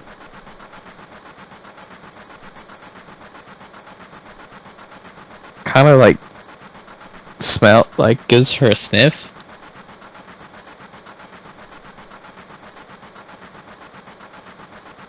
You realize it's her. But as you realize it's her, you lose control of your arms and you fall prone to the ground like you're strapped on a lab table. And you're back onto the scene where the doctors are experimenting on you in cruel ways, where they're saying, how does he handle a blowtorch to the face? Let's see if his regenerative properties handle this. And you're experiencing all the painful experiments at once. What is everyone else doing while they experience the horrors of their past? The train just probably fucking echoes with roars. Did he let go of Kayak, or is this making him squeeze her tighter? He let go of Kayak, but it's kind of like his body got possessed for a second, and it looks like he's like strapped to like an invisible table.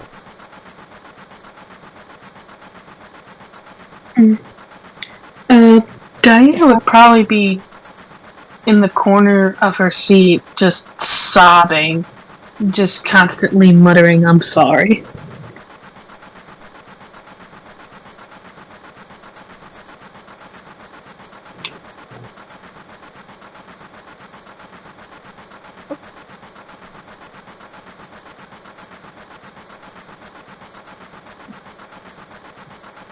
Shinky would probably be yelling out loud. You probably all hear this. I promise I won't leave any survivors next time. I promise.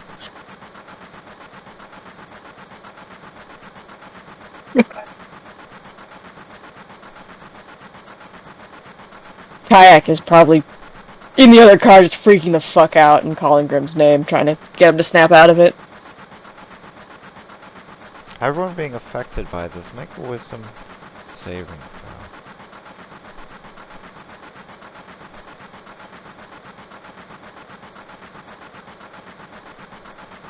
You know what? I think Diana, you snap out of it. Shanky, you see your friends get fried to death in each seat, one by one by one by one, in the worst way possible. Do I smell it too? Yeah, you see it, it's like you're there, it's like you're right there.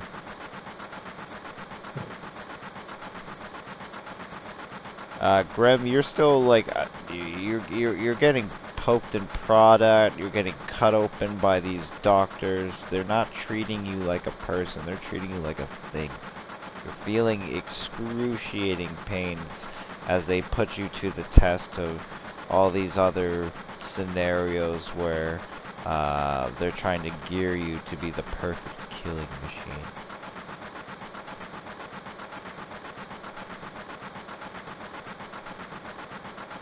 Yeah, he's just roaring and yelling and probably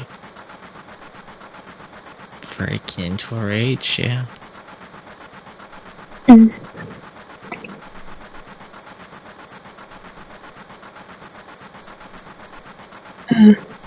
When Diana probably snaps out of it, she probably just opens her eyes, tears still kind of flowing down, and she just kind of looks around, it's just like, what happened?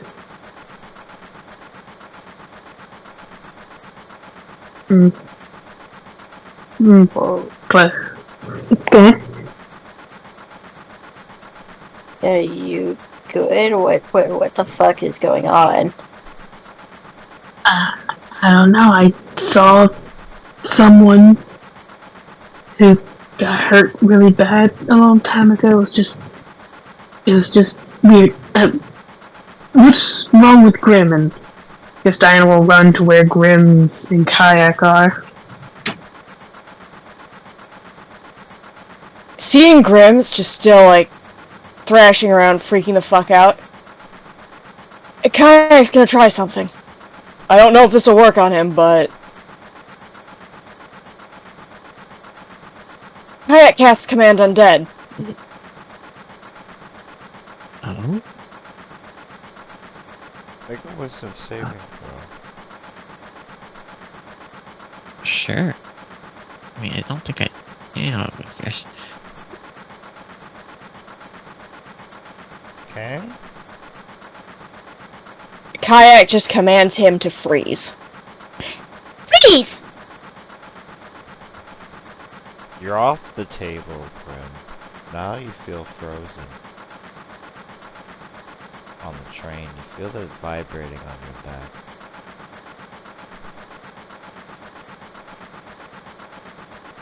Grim?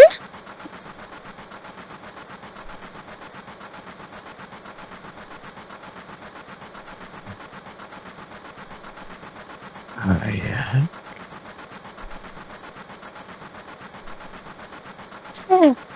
She drops concentration on Command Undead.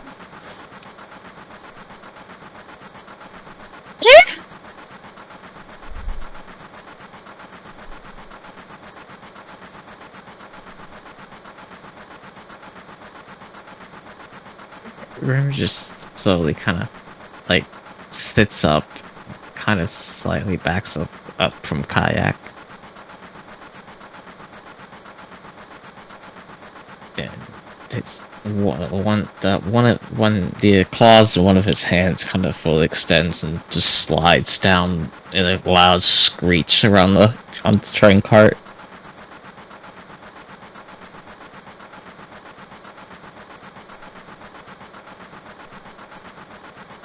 Yeah, Kayak will take off and fly to land on his shoulder. Grim, okay? So the doctors in coats hurt Grim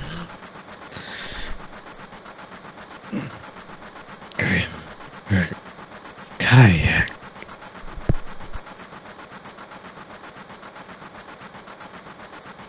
Kayak, fine. She gives him a hug. I mean, much as she can. Wraps her arms around his neck. His claws are just like impaled in the wall in the tray cart.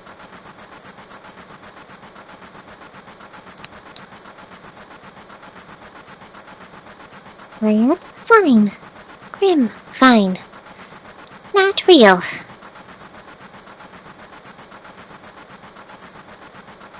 All is real.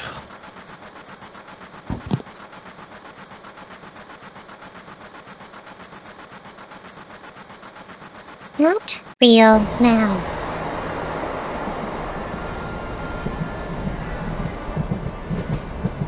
Won't be real again.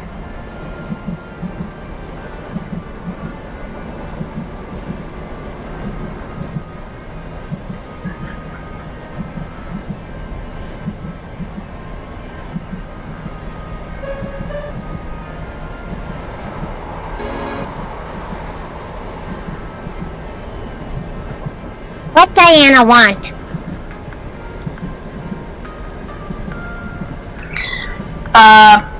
Yeah, you see Diana kind of, burst in. She still has, probably definitely still looks like she's been, crying for like a while. And she just says, I heard screaming. Is everything okay?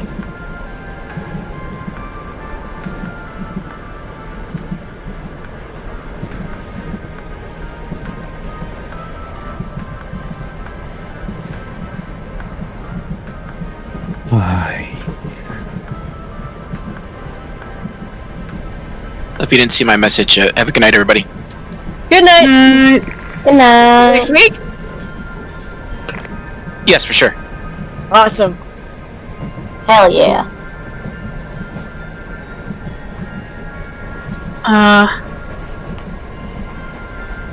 But yeah, I guess after they both say fine, Diana will just say okay, good, and she's just gonna go over here and just kind of slide down and just kind of put her head in her arms and just stay like that for, I guess, have a rest along the train riders.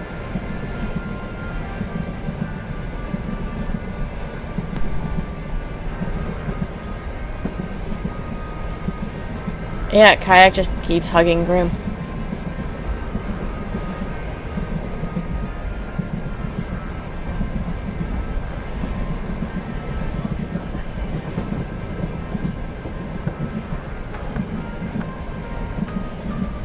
After a few hours, you all are blinded by something that's